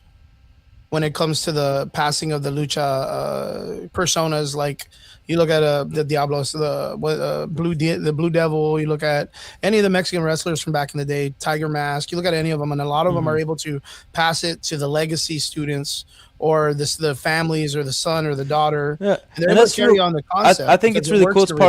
It's part of like almost the culture as well. And I'm not into the luchador scene, but I have a lot of friends that are from Mexico, and they were a big part of it. And even like their parents always went to go watch the fights, even local fights. But they said like, even like we didn't have this particular conversation where we were talking about demasking, and even when like the mantle was passed, they knew it was a different person, so they always wanted to know who was the real, like the first one to do it, because you could obviously tell like it's a different physique. No, but that's understandable but then again, it's storytelling. Yeah. It's a comic book all on its own. It's superhero storytelling. So like, for people it's not that I think you could write a good story. My problem is always having it as a mantle. Like I think it dilutes the character, because then it just becomes, especially for the comic book writers, it becomes a lazy thing where like they could carry on the IP. Like the only Superman that exists is Clark Kent. The only Spider-Man that exists is Peter Parker. Like Miles Morales can be his own character. He has different powers, a different suit, and he doesn't need to be called Spider-Man, because he will never be Spider-Man. He'll always be something else. And I think he should have his own name, therefore being his own character. I don't like actual characters pretending to be a different character. But why do you think it goes that way and they choose to take that route? I think the reason why they choose to take that route is because they don't believe that they can make a character just as iconic. So they have to hijack the character's name and suit. The IP and stuff. Yeah. Because which some people would say like, well, yeah, of course it's a big name, but that all had to be a beginning somewhere. Like Spider-Man wasn't always a big name. It had to have a first comic, So therefore, everybody has the ability to write a new superhero that could be just as iconic as Superman, Batman, Wonder Woman, Spider-Man. Seth says, actually, Vince Weaver says at the ending of the Green Arrow series, he ends up taking it to his daughter or whatever. Probably. Yeah, who gives a damn? Same thing with X-23. I've never been a fan of X-23's comic books. And I think Daphne Keane is pretty cool as an actress, and she did well in the Logan story and then brought her to live action, but I'm not a fan of it like in the comic books. She shouldn't be the Wolverine. Yeah, I'm not a fan of that in the comic books. Yeah, I'm not a fan of that in the comics. I like the Honey Badger. That was the other clone of Daphne, who's the younger sister, who doesn't have any pain threshold. Well, it's because even though like it doesn't make sense for other people to treat them as the character in its own universe, especially Wolverine. Like they see this Wolverine has tits, so you're not actually Wolverine if like the identity is hidden. Like if the Wolverine is fighting the same foes and it's a freaking chick, they're like, dude, you're not Wolverine. Get out of here. You got tits. What the hell? Yeah. But what did Seth say? It muddies the water of the history too, because then you'll be like, oh, the Wolverine, I like reading that comic book. Remember when they fought Sabretooth or when they fought Omega Red, and they're like, no, not that Wolverine, the other Wolverine. Yeah. And they're like, what are you talking about? Like, you know what I mean? Like, it muddies the waters when you do it that way. That's the only kind of issue that I have with it, is that there's so much rich history in the characters that it kind of like, if you're not following the format of allowing your characters to grow up and die and then be mantle passed or whatever, it doesn't work. But the same problem is it's always been is you have Sam Wilson, who is Captain America, but Steve Rogers is still Captain America because my grandparents. Sam Wilson will never be Captain America. Well, no, but technically in comic books, since Marvel is writing it, Sam Wilson is Captain America. We don't have to like it, but it's canon to the universe, so we can say no and blah blah blah and all that shit, and it's fine. But we're not any creative nature in this. The creative nature said yes to this, so they said yes. So yes, Captain America, Sam Wilson. But the problem with that is Steve Rogers is there, and that's the same Captain America that my grandparents read about during World War II and the Vietnam War and all that stuff. If Captain America had in the comic books had passed away and they left it that way, you can then pass the mantle on for someone to carry that mantle. It's easier in a way. It's easier in storytelling to make that work because it worked good with Bucky. Yeah, it worked good with Bucky. Yeah. But there'll never be another Winter Soldier. Yeah, but the Winter Soldier, like, this is where it's like there's the big argument with the whole Bucky thing with also Batman, like, you know, the world needs a Batman. You know, the world needs a Captain America. Like, I get the storyline, the concept. I still think it doesn't do it justice because you don't need another Winter Soldier. Winter Soldier is associated with Nazis. He was a Nazi. Russian. He was Russian, was he? He was Russian, but he also like worked for Hydra. Hydra and Nazis. He did whatever he was contracted to do, and bad guys work together. You know, depending on the comic run you're reading. But so he doesn't need to be Winter Soldier. He could be something else. Okay, but if he's gonna be Captain America, like, he's not going. He might have the shield. That's great. But every time they've kind of taken Captain America, like Steve Rogers, out of the picture, it was never done well. Yep. Like, they did the Civil War thing, like the real Civil War in the comics, and that was pretty cool. But other than that, like, I don't know, man. I still, I'm a firm believer that every character, if they're gonna be a hero, they should have their own hero. There is no passing the mantle, because also, like, we fans determine if it's successful. Yep. If it's not well written story and it's not believable, we're not gonna accept it. Like, you could, like, how many people have written a book that nobody bought? Yep, a lot of people. You know, especially nowadays, since it's so much more easier for people to make stories and books and shit like that. Yeah, a lot of books go that way where people don't even fucking read them. Yeah, so. Like, the thing is with comics is your heroes are never supposed to die. The comics are never supposed to end. That's the big problem that films have, because actors age out, you know, like, people die. It's the real world. So then they don't want to recast sometimes because the actor has stayed with this role for such a long time. But I think that's a big no-no too, man. Like, to say that kind of stuff, because no. I'm just pointing that out. I agree with you. Like, I don't think any role is beneath the actor. I think every role is above the actor. No, but I think I think every character needs to have a definitive ending, so that way it can be a story. Because a story, if it's ongoing, it's not technically considered a story. But I also think it should be the ending of that character too. Like, 100%. There's not a mental. Like, if Batman dies, Batman's dead. Yeah, that's it. No more Batman. Yeah, well, but that's the concept too. Is that there's a large amount of the culture that believes that the world needs this and that, and they don't. They don't need it. Like, they technically. I think an area in the cosmos needs a Green Lantern. Yeah. You know what I mean? Yeah. Because it's his job. That makes sense. Yeah, that's his job. But the world doesn't need a Superman. That's like in the mangas and the animes and stuff. Like, not everybody needs an All Might, even though All Might's like one of the greatest written characters in anime history, like in recent times. Not everybody, and Deku's character provides that. Like, it shows that there can be a next generation of great heroes. I just think that like Marvel and DC, and they all suffer from the same situation, that they wanted to create such a big household name that they wanted it to be like Bugs Bunny and Mickey Mouse. They wanted it to be where these characters can be immortalized. But that's the problem with these stories, is if you don't give it an ending, they won't be legends. That's Achilles. That's Hercule. That's Hercules. That's all these characters of all the old times. They all needed a definitive end for their legend to be something bigger than what they're. So it could actually be a legend. Yeah, 100%. And that's why I think the situation is like Superman was Superman until he died. Then he became an iconic character when he died, and it made national news. CNN, Fox, NBC, ABC, everyone covered it. Yeah. Everyone fucking covered it.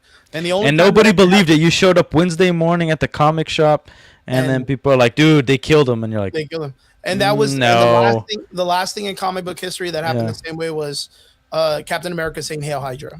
Yeah. That was it. Like, those were the last two major moments in comic book history. And the thing is like, nowadays, the privileged people of the world are trying to recreate it again by cheapening moments and being like, oh, well, you need to make this a moment because diversity or female inclusion or whatever. All the gay bullcrap. Yeah. They're trying to force it into something that it's not yet. I believe that one of these days we're gonna get our writer, our Frank Miller, that builds a character that's in that nature and makes it amazing. I really do think so. I don't think so. I just don't think we're gonna happen. No, I truly believe so. I truly believe so. I'm on the opposite end of that. I think I don't think it's ever gonna happen. And my reasoning for it is basic biology. Like, it doesn't matter what you believe in, doesn't matter who you are, what you feel, what sexual orientation you are. Everybody needs to deal with men and women. Everybody came from a man and woman. So our eyes, what we see, there is a normalcy that we understand. And when, like, it doesn't matter how tolerable you are, you're a straight dude and you see two dudes kissing on screen out of nowhere, you usually flinch. You're never gonna be so accepting that it's just super normal for you, like, forever. Like, it's just second nature. It's not. So, like, I think also it would be too forced, because then you have to make it part of his character. You have to make sexualization a part of that character, and it just doesn't work because, like, it's not something that is attractive to see in a superhero setting, because it doesn't fit with everybody. Not everybody can gravitate to it, and even the small minority, it's not gonna gravitate to them either. I think that's perceptive thinking, right? The reason why I say that is because where you say nobody wants to watch two dudes kissing or whatever, or the audience for that would be very small. Almost every dude doesn't mind watching two girls kissing. And they used to find that enticing when they used to do like those what was that shit called? The stuff they used to show in the middle of the night. What was it when they would be at the beach and they'd be doing all that shit? Remember when we were kids, they would always show it like in the middle of the nighttime. I forgot what it was called. It was a fucking advertisement for like Girls Gone Wild, right? Girls Gone Wild. Yeah. Girls Gone Wild. You see that concept? There was call this number. Yeah, look, guys, watch the DVDs or whatever. Yeah, there is a large audience, and it's the male audience, that doesn't mind watching two females kiss. So, but there's a whole that thing has been studied to death and back. And the funny thing is, English-speaking countries refuse to look at any studies outside of other English-speaking countries of like what people study about homosexuality and the brain waves, because like women, it's been studied so much that when women are lesbians, because they crave emotional standing, like usually through trauma, but like it's two emotional people need to be together. Men liking two women kissing, a straight woman does not like seeing two men kiss. Yeah, I'm not. But that's the reason, it's because like that. Yeah, it's because we're seeing super femininity. We're not two. Guy doesn't like to see two butch women kissing. You know, Yeah, true, we see true. two feminine girls doing. Yeah, it's always going to be like some type of like it's got to be hypersexual. Yeah. It's got to be sexy. It's got to be something. Yeah, and then two dudes kissing that doesn't look masculine. No matter if they're like two buff lumberjacks with beards, it never looks masculine. And so straight women usually will never gravitate towards that. So there's a huge psychology behind it. Like, yeah, no shit. Because in manga, everybody always fanfics all the characters, all the male characters together nowadays. Yeah, because they're degenerates. but again, you're talking ratios and numbers and science, and you have to take into consideration that's all it takes.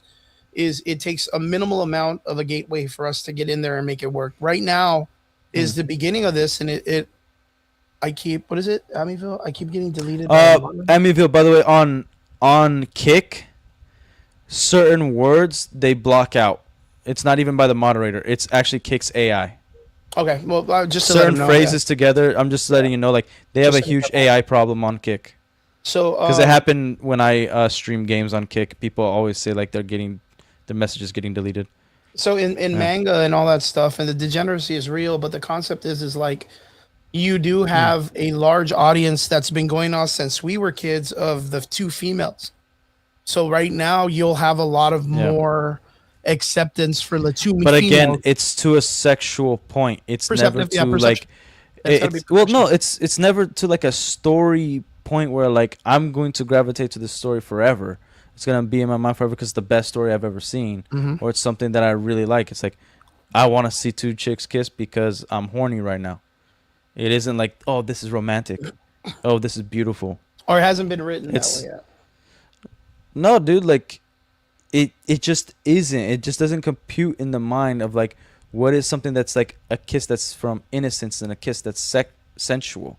You know, like it's very different. Like are you talking about the romance aspect of the storytelling? Is that what you mean? Yeah, well, like whenever you see two chicks kissing, like if I see a straight couple kissing, I'm never like, oh yeah, a hot guy getting his tongue down a hot girl's mouth. Like no, it's like, oh, like finally, like they have come together and built this relationship where they like had this moment. Great, you know, like I loved seeing that. If a guy's gonna go see two chicks kiss and they're waiting for that moment because they usually have a sexual, you know, connection or something, gravity to it instead of like an innocent gravity to it. True. I mean, I just believe that in the current dynamic, we're still in the infancy of what it comes to like all of this, like the LGBT, and that's why it doesn't work yet, is because people are clamoring to it because it's a trend. It's a trend. The whole LGBTQ, the gender swapping, all of that stuff is a trend. So everyone of that believes them to be a creative is rushing at that because it's the newest talked about situation in writing and in comic book history. Yeah. And that's why it's not working, because no one wants to accept it because we're comfortable with what our norm is. I don't think it's that. I think it's being shoved down your throat. So then like when we had a space of tolerance, because we went from tolerance to being forced. Yeah. You are now forced to like this. I think the tolerance is going to come later. Like, like we had tolerance. We were like, yeah, like you could be gay, whatever, dude. Just don't force me to like believe what you want to believe. Same with religion. Same with politics. We could be on opposite ends of whatever spectrums and still be able to hang out. And then it became like it's completely forced. But that's tolerance. Yeah. Tolerance is not acceptance. Yeah, but tolerance comes in time. You know? But we had it. The thing is, like, it's being forced for us to actually like it. Like, if you don't like this, if you're not a part of this, you're freaking the devil. You're the worst person to ever exist. Instead of like, no, like, I don't agree with your lifestyle, but as an individual, like, you could be whatever you want to be. If you're a good person, you're a good person. If you're a bad person, you're a bad person. That's what I care about. Like, I don't have to, you know, it's hard to explain. It's hard to explain this kind of concept because, again, the time of tolerance could be to the idea of, hey, you know what? Well, we're comfortable with the LGBTQ community as long as it stays out of the mainstream, right? Because that's pretty much what the tolerance era was, is that if you were into that, that's fine. Yeah. but keep it to yourself behind your your closed doors and stuff like that. But the movement or whatever it is, the renaissance of their era is them coming out to publicize their lifestyles, which I'm not really like, I don't subscribe to it myself because I don't think it would be normalized. Well, I mean, I don't think it should be. I don't think it should be a I don't know, man. I'll take you out. I'll take you out, Chris. No, it's not like that. I don't mean like that. I just mean to the concept of if that is your sexual nature and your thing, it shouldn't be your personality. Like it shouldn't be. It shouldn't have to be something that should be a personality. Like if you're into that, that's fine. Some people are into feet. Nobody needs, a day dedicated to people who like feet. A comic that you know what I mean, right? Like you don't need to have like a day dedicated to you. Like you don't need that if you're into that sexual nature. That should be something that you're cool with. But if it's something that you like to make art about, that's not bad. But of course, art is it can be criticized. If it doesn't work, it doesn't work. You have to be aware of that. And I think the idea of tolerance has not been, it wasn't an established situation of tolerance. It was the idea of us knowing that's like, hey, if you're into that, that's fine, but keep it to yourself behind your doors because I don't want to see it in public. It's also hijacking things that were before was not that stuff. And again, then they're like, we're going to change this character to be this. We're going to change this comic to be that. Again, and this is what I said. The idea of them rushing to a trend because it's popular at the moment or a conversation that's happening doesn't really give you the opportunity to just come and throw it at you because it's like, hey, it's my turn. You have to listen. That's not what it should be. And I think that the part of tolerance is coming up soon, which is going to be like what we're going to see out of Marvel because they're going to get rid of a lot of the problems of what it is because they have to clean all their shit up before they renew the. Yeah, but they have to have at least a lot of years of time of like good standing with the fans. Like they need it's to not clean up all but here's the other part of it. When it comes to heroes and comics, regardless if they are written to a more adult like audience, they always gravitate to innocence, to purity, to kids. Like almost everybody, I think everybody that I know that reads comics, they're like, oh yeah, my first comic I read when I was 5, when I was 6, right? Like it was never like, oh yeah, I'm 30 years old and now I'm reading comics because I want, like sexual representation or whatever representation you want. They're usually reading it for a story because also another friend that used to read comics, they're like, oh yeah, this like got me through a hard time as a kid. This like, and it don't matter. And even like the people who were original fans that may be in that community, they're like, no, I want this character because I saw a hero. And like this reminds me of when I was a kid, where you're not thinking about sensuality, you're not thinking about these kind of things.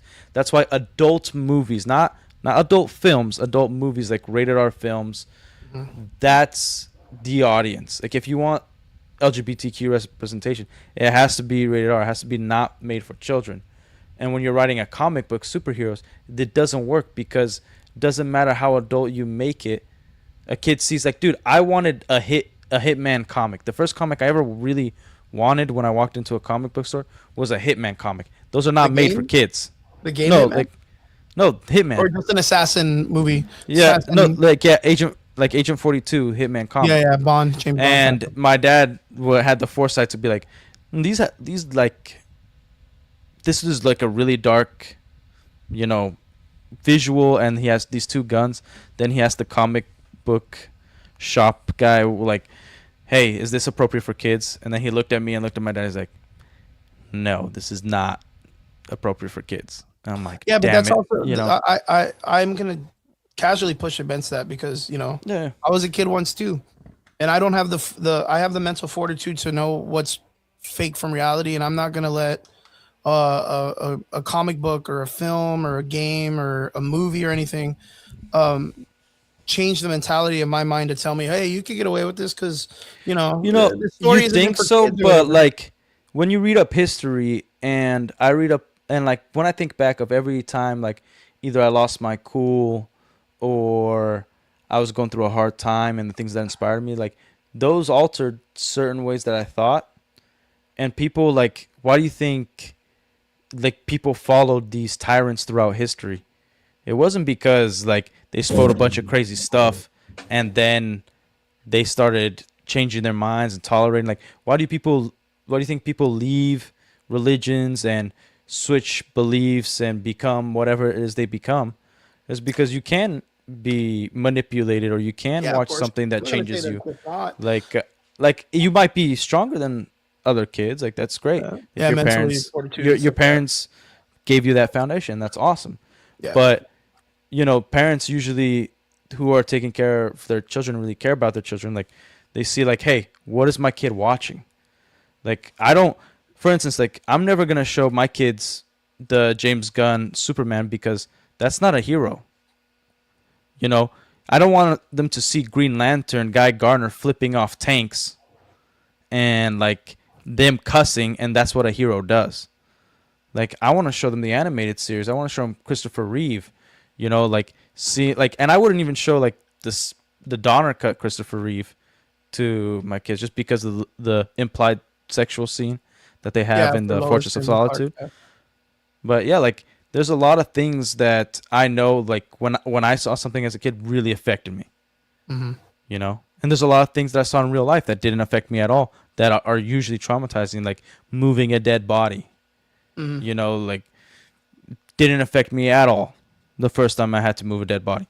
But like, seeing something on screen definitely affected me, because your brain actually can't really tell sometimes from your imagination. That's why you can watch adult content and get a hard on without even doing anything to yourself. Like, your mind is a powerful thing. Yeah. But that means everybody else. Yeah, but it's also weak. Also weak. Yeah.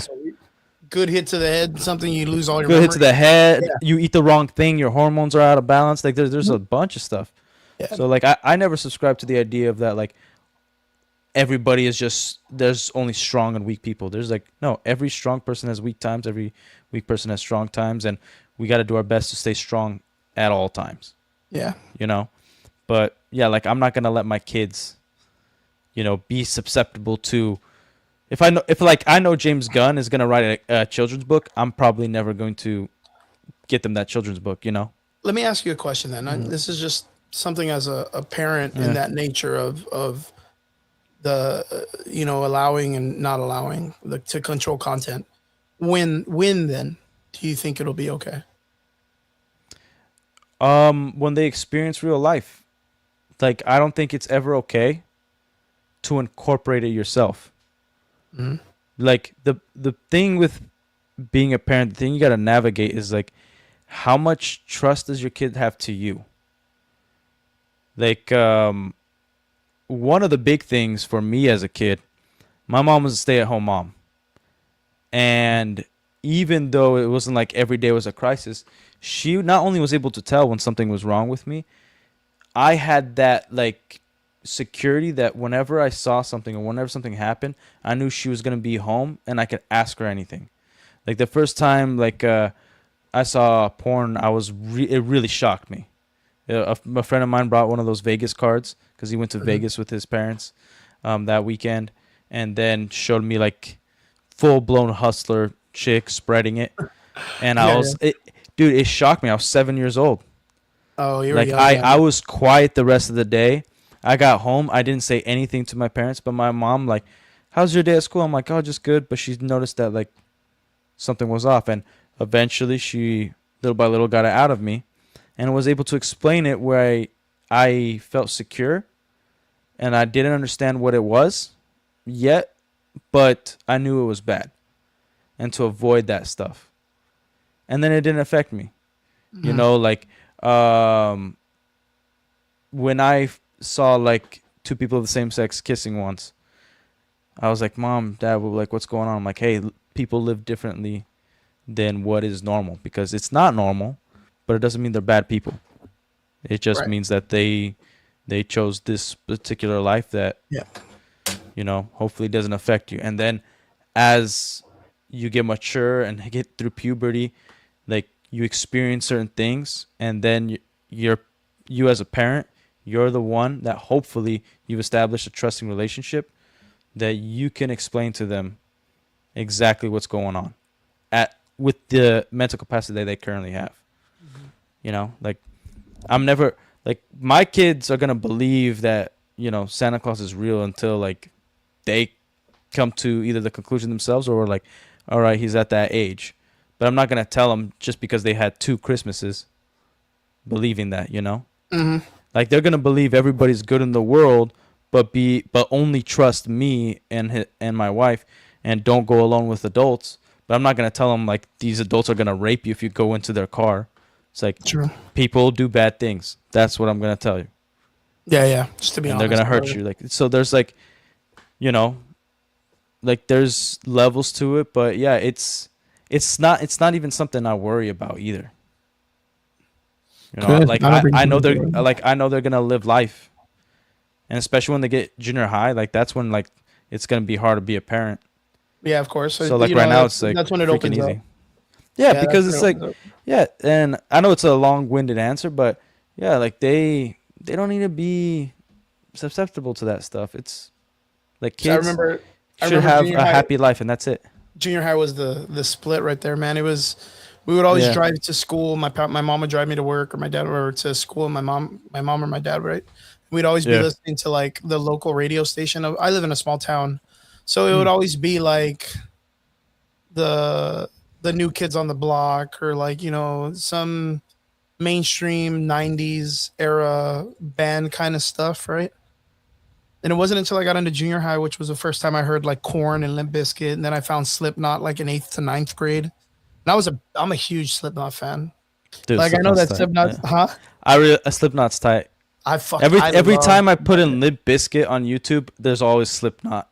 Yeah, because there was right a after. huge rivalry, right? Yeah. And like I just remember that like that was the thing, and then I remember when I got into the Slipknot era, and then I got into darker music and deeper, heavier, like grunge music, people would be like, nah, man, Korn's super gay, dude. Like, no one likes that shit. Like, it's not even real metal and all this stuff. And then you're like questioning, like, was that like the Dollar General version of like the heavy metal, like the Biscuit and Korn? And then but nowadays it's like, it's those bands are still around and they're still making music, and bless their hearts for it's like Nickelback, like there was that era where everybody hated it. And it's like, and then you think about like they just did a song with maybe it's AI or whatever, but I saw that Nickelback and Megan Thee Stallion did a song.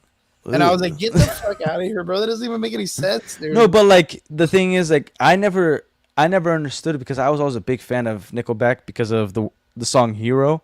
Yeah. Like we had the DVD for Spider-Man 1 and 2, and they always had music videos in it. Mm-hmm. Like it was one of my favorite things, getting a DVD and going to special features and watching a music video. And I was like, why do people hate Nickelback? And somebody explained it to me. It was because of one song. But it's not even Christian rock. It's just it's just dudes. It's bar music. Yeah, by the way, Vince, Santa isn't real. Your toys came from other children. You're welcome. In China, particularly. That's your Santa. Mm-hmm. Chinese children. But you're like, like you, and it's fine to question things, but it's also like this is one of the reasons why I love Star Wars, was the intention that George Lucas had. He's like, I'm not trying to make people atheists. I'm not trying to make them believers of God. I believe everybody should have an opinion on what happens on the afterlife. An opinion. That means you did your own work, you asked your own questions, and you came to this conclusion. Can that conclusion eventually be different through life experiences, maybe deeper studying over time? Yeah, 100%. But you decided on your own. You weren't manipulated to think a certain way. You weren't forced to think a certain way. You have an opinion on it. So, like, it's one of the reasons I love Star Wars, because nothing was forced. It's like, here's a question. You answer it. I'm not going to debate this answer for you unless you want to know my feeling. And maybe something happens during this conversation where you change a certain idea that you had in the past. That's great. And then maybe I changed an idea that I had in the past. That's great. But you drew this opinion, so questioning things is never a bad thing. No, never. The reason why you question something sometimes is. Yeah. Well, good stuff. Well, I don't really think that we're going to be able to cover all the stuff from Cinecon, because I think... What? For Cinecon? CinemaCon. There was a trailer. Doomsday. I think it was like no, it's called like Dog something.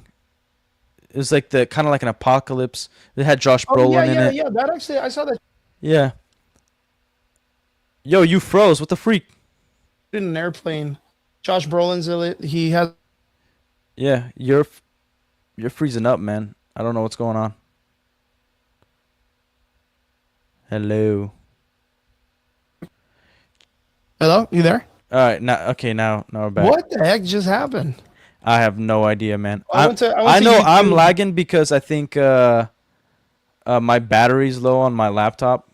Oh well, it's because I clicked on YouTube, so maybe the. Oh yeah, probably. So I was gonna go check it out, but yeah, that was a trailer that came out. I know that there's a trailer that might drop this week or next week for Doomsday. Apparently, they had all this crazy stuff where like Doom shows up at the mansion. Shang-Chi's fighting Gambit. Mystique changes into Yelena, and she's fighting Yelena. And the other one was Thor attacking Doom or showing up and attacking Doom with the hammer. You want to know what's? You want to know something funny? I never understood why Marvel doesn't use Mystique more, just to like fake out the audience and like see like introduce a character that like in the universe she saw, but we haven't seen. You know. Yeah, we haven't had the opportunity to use her because they haven't had the IP. They do now, but now they only get like 1 or 2 movies. Well, they've had the IP like since what 2021. Yeah, but they didn't bring in mutants. Like I thought it was stupid with the Kamala Khan. Yeah. Oh, you're a mutant or whatever. I thought that was retarded. But yeah, we'll have to see because again, the other rumor, which was kind of weird, we'll talk about this maybe next time on the show. Yeah.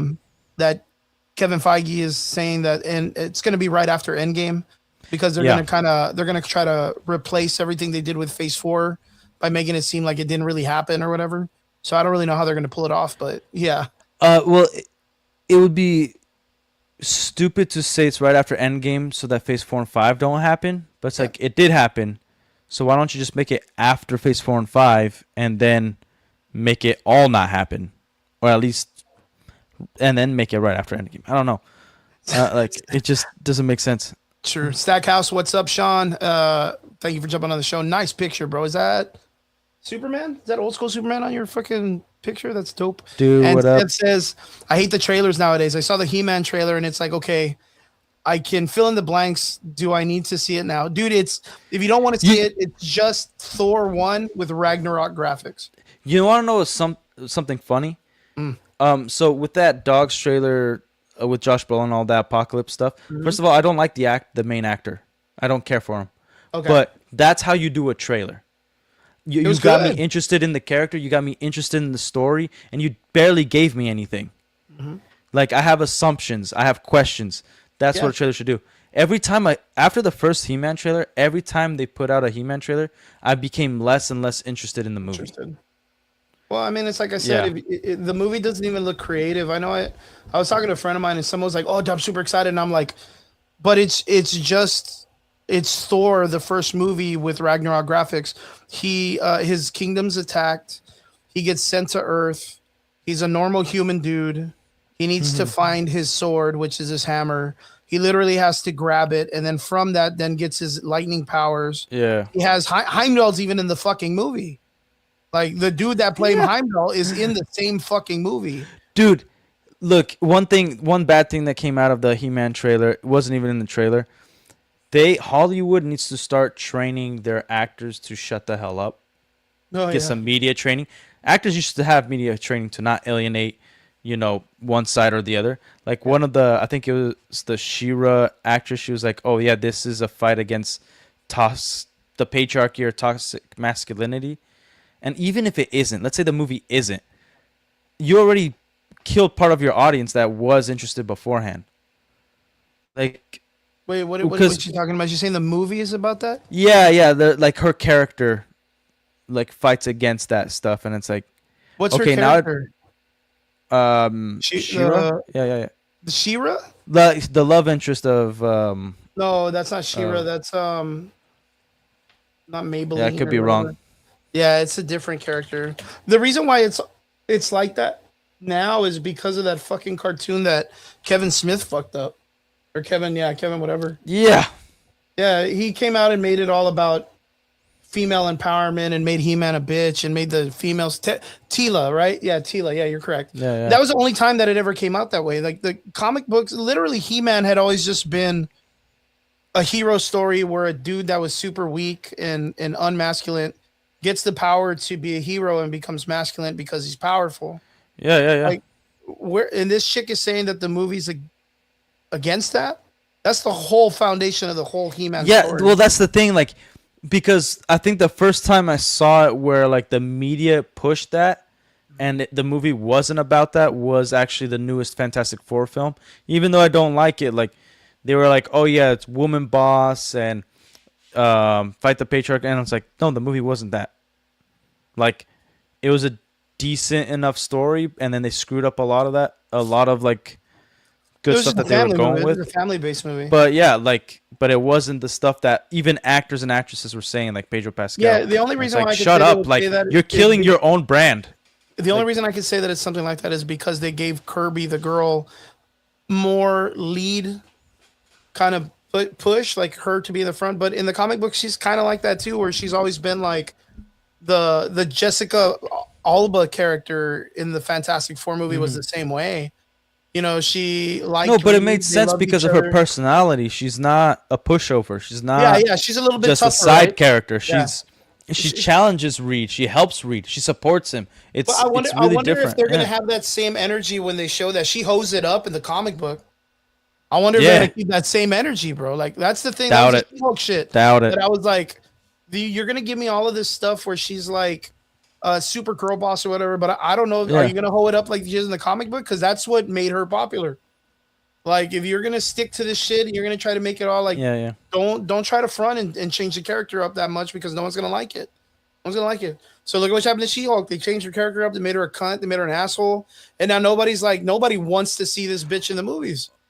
Yeah. Oh, dude, I just read the Sean's comment. Apparently, the actor playing He-Man said that his portrayal of the character is both feminine and masculine. Man, this fool's gay. Dude, well, don't forget when he's not He-Man, he pretty much is gay. No, when he's not He-Man, he's still manly. That's why he actually puts the sword up, changes to He-Man. No, he's a huge pussy. That's why him and the fucking tiger are the same way. He's a huge pussy when he's a normal dude. Yeah, but he has courage. No, dude. I disagree with you on that one. He's not feminine. I mean, he's just knows that he's weak. He doesn't have the power, and then he puts it this sword. He's like, that. no, like you give a dude a gun. It's the same concept. But straight up. But he's still a dude. He's not like freaking. Him and his cat are the same character, minus the fact that the fucking tiger is like a super scaredy cat. But that's the whole thing. Is that was the word back in the day. But they played it more like Peter Parker and Spider-Man, where Peter Parker doesn't have the confidence, but when he's in the suit, he has all this confidence. He's comedic. He thinks he's cool. Yeah. You know what I mean? This guy doesn't think he's cool though. He's just well the He-Man. So the way they played it was the He-Man persona was him at his full courage and confidence. Him is just without having the sword, he feels like a regular person. That's right. Yeah, dude, Adam can come across as gay. If you think about it, He's below all the other heroes. He is. Yeah, I agree. And everyone, even Tila and all the other dudes, Man at Arms, they're all like, "All right, Adam, you go that way, hide in the closet, bro. You don't need to be out here. We'll protect you." And he's like, "Thumbs up, dudes," and then he runs off. He doesn't say "Oh man, give me a sword, I can fight with you guys." He's like, "No, man, I'm good." Yeah, and of course his cat's already in the closet. Yeah. So no, he's like, of course he's like. No, I get it, but I don't think he. I think he was just more I don't think of Shaggy from Scooby Doo as feminine. I think feminine. I think of him as a scaredy cat. I think of him as a dude that's scared, weak. That's what there's a difference between playing feminine and playing weak, or a fear a character that has a lot of fear. That's different. Yeah, and I think the cat was more of a comedic. If you ever look at the caricature of the cat, it's a good point that you make because he acts more like Shaggy from Scooby Doo. Yeah. That's exactly almost the same personality of the character. But I would say I understand where the character says he plays both these roles because I guarantee when he's not with the sword, he's gonna be like a super pushover. He's gonna be super like, dude, like knock the coffee out of his hand and be like, "Fuck you, bro," or whatever. And he's gonna be like, and oh, honestly, man. the only fantasy movie I'm looking forward to is Highlander. They're gonna mess it up too, bro. I'm not sure. Usually, no, at this point, when Henry Cavill is a part of something, yeah, I was gonna say Henry stickler, Cavill's the gatekeeper, and I like it for him. Like I like it. Yeah, for yeah. him. Yeah, and I think Josh Brolin is casually being the same way, just kind of testing the waters. Like he does make a lot of cool movies that kind of deal with a lot of this stuff. But yeah, man, we're gonna have to see how it goes. But yeah, I don't really have a lot of excitement for a lot of stuff coming out. Doomsday, I'm not really excited for. I don't get it. I have small excitement. Oh, funny enough, watching what was it, CinemaCon. I watched it with Derpy, right? Nice. I didn't think I was gonna get interested in Toy Story 5, but as a parent, the villain is an iPad, like a tablet, and they're going I know digital, it's, huh? They're going Yeah, like where digital. like it's kind of like the same concept as the fourth one, where like toys are being discarded, but like the kid is actually addicted to this iPad, and the iPad or the tablet has nefarious reasons, to do evil things or whatever, and the toys are trying to get rid of the tablet, because no kids are playing with toys anymore. And I think it might be a good movie based off that concept, not because it's the next Toy Story movie, but I think in that concept alone, if they do it correctly, I think it would be a big hit. Yeah, I agree. I think there's a lot of cool storytelling between that. Yeah, and that's one that I'm newly excited for my kids. One that one movie I told you about with Josh Brolin, I'm excited about, and I'm like halfway excited for Spider-Man. If they come out and say Zendaya gets killed, I'm totally watching in theaters. Jesus Christ, dude! Dude, I can't stand her character. Freaking terrible. Well, I guarantee they're gonna probably do away with her character because they have to, dude. She sucks. Because they need to bring in a Mary Jane already. You know what I mean? Yeah, Mary Jane Watson, not whatever her name is. Yeah, I guarantee they're gonna switch it up because if not, then it doesn't make any sense. The MJ name. Dude, did you freeze again, man? What are you doing? Dude, I swear you're on adult sites during the stream. There's no way it's freezing this badly. Oh, this is getting weird. All right, can you see me again? Are you back? Yeah, and I could hear you now. All right, yeah. Yeah, everything's getting kind of, I don't know, is your stuff going out too? Are you lagging also? No, I'm lagging a bit, but I think it's because my computer is like getting like dying out of battery. Well, like it's charging, it's going up, but like yeah, you're going out of battery. Yeah. All right, well then we'll call it there. No worries. Sorry, this is irrelevant anywhere, but I just thought about it. Adam wore pink in the 80s for crying out loud. Yeah, that was a whole moment in time. But most definitely, he's probably gonna wear pink in this because it was a meme for a while. Relic, hey man, I'll still wear a Kirby sweatshirt. Yeah, straight, bro. I have the Batman shirt from Vegeta and Dragon Ball. Oh, dude. I need an actual button-up Batman shirt, dude. I need that. I have that shirt. I have it. I wear it to the gym. Do you have the rash guard that was made? No, I have a regular T-shirt that just says Batman on the back, but it's pink, and it has a printed pocket to make it look like it's a polo. But I want to get the button-up one, but straight up. But Relic, I appreciate you for staying on. I appreciate you for staying. Brian was gonna be on, but he had WrestleMania, and Derpy, I don't know what happened to him, man. He just kind of dubs out whenever, I don't know, we start having rough conversations. We got to have a conversation with him, like, hey, man. Dude, he's got to balls up, man, for reals, bro. That's well, you can't just like exit out, like that's not. I think that's disrespectful, but I don't know. Maybe he actually had a situation. I like him a lot. I have a I've had a hard conversation about him, sticking to his guns and learning how to debate. But I think he was going to struggle too with DC because he wanted to bring up the DC stuff, and Supergirl, not a fan of. I think it looks boring, and then Clayface, I think it's a stupid IP. But we'll get into that later. Not Derpy. Relic, I appreciate you. I hope you have a good weekend, man. I hope you have a good week. I hope everything positive happens in your life, bro, all the time. Dude, you too, man. I'm almost at 100 subscribers on YouTube. I'm at 97. Baby. So if anybody goes over there, I'm not streaming every day. I have some things down the pipeline. I finally was able to start work nice. Over here. Congratulations. And it's awesome, and I have some yeah, some investments going. Hopefully that will work out. I hope it works out, brother. I really do. Praying, brother. But thank you so much, everybody that's out there in our comment section. We appreciate everyone that jumped in the Answers channel. We appreciate you guys too, and Derpy putting us on there. We really like it. So thank you guys for jumping on and talking nerd with us, man. We'll see you guys again here on Sunday. Thank you to all our extraordinary listeners. Thank you guys, and thank you to the boys. And we'll see you guys again here next Sunday. Thank you. Good night, guys. Thank you, boys and girls. Thank you, guys. Later. Peace. Let's see. Let me get a video before we get out. Let's go. A video? What? Boom. Let's go. Let's see if it plays. Ready? Yeah, I'm ready.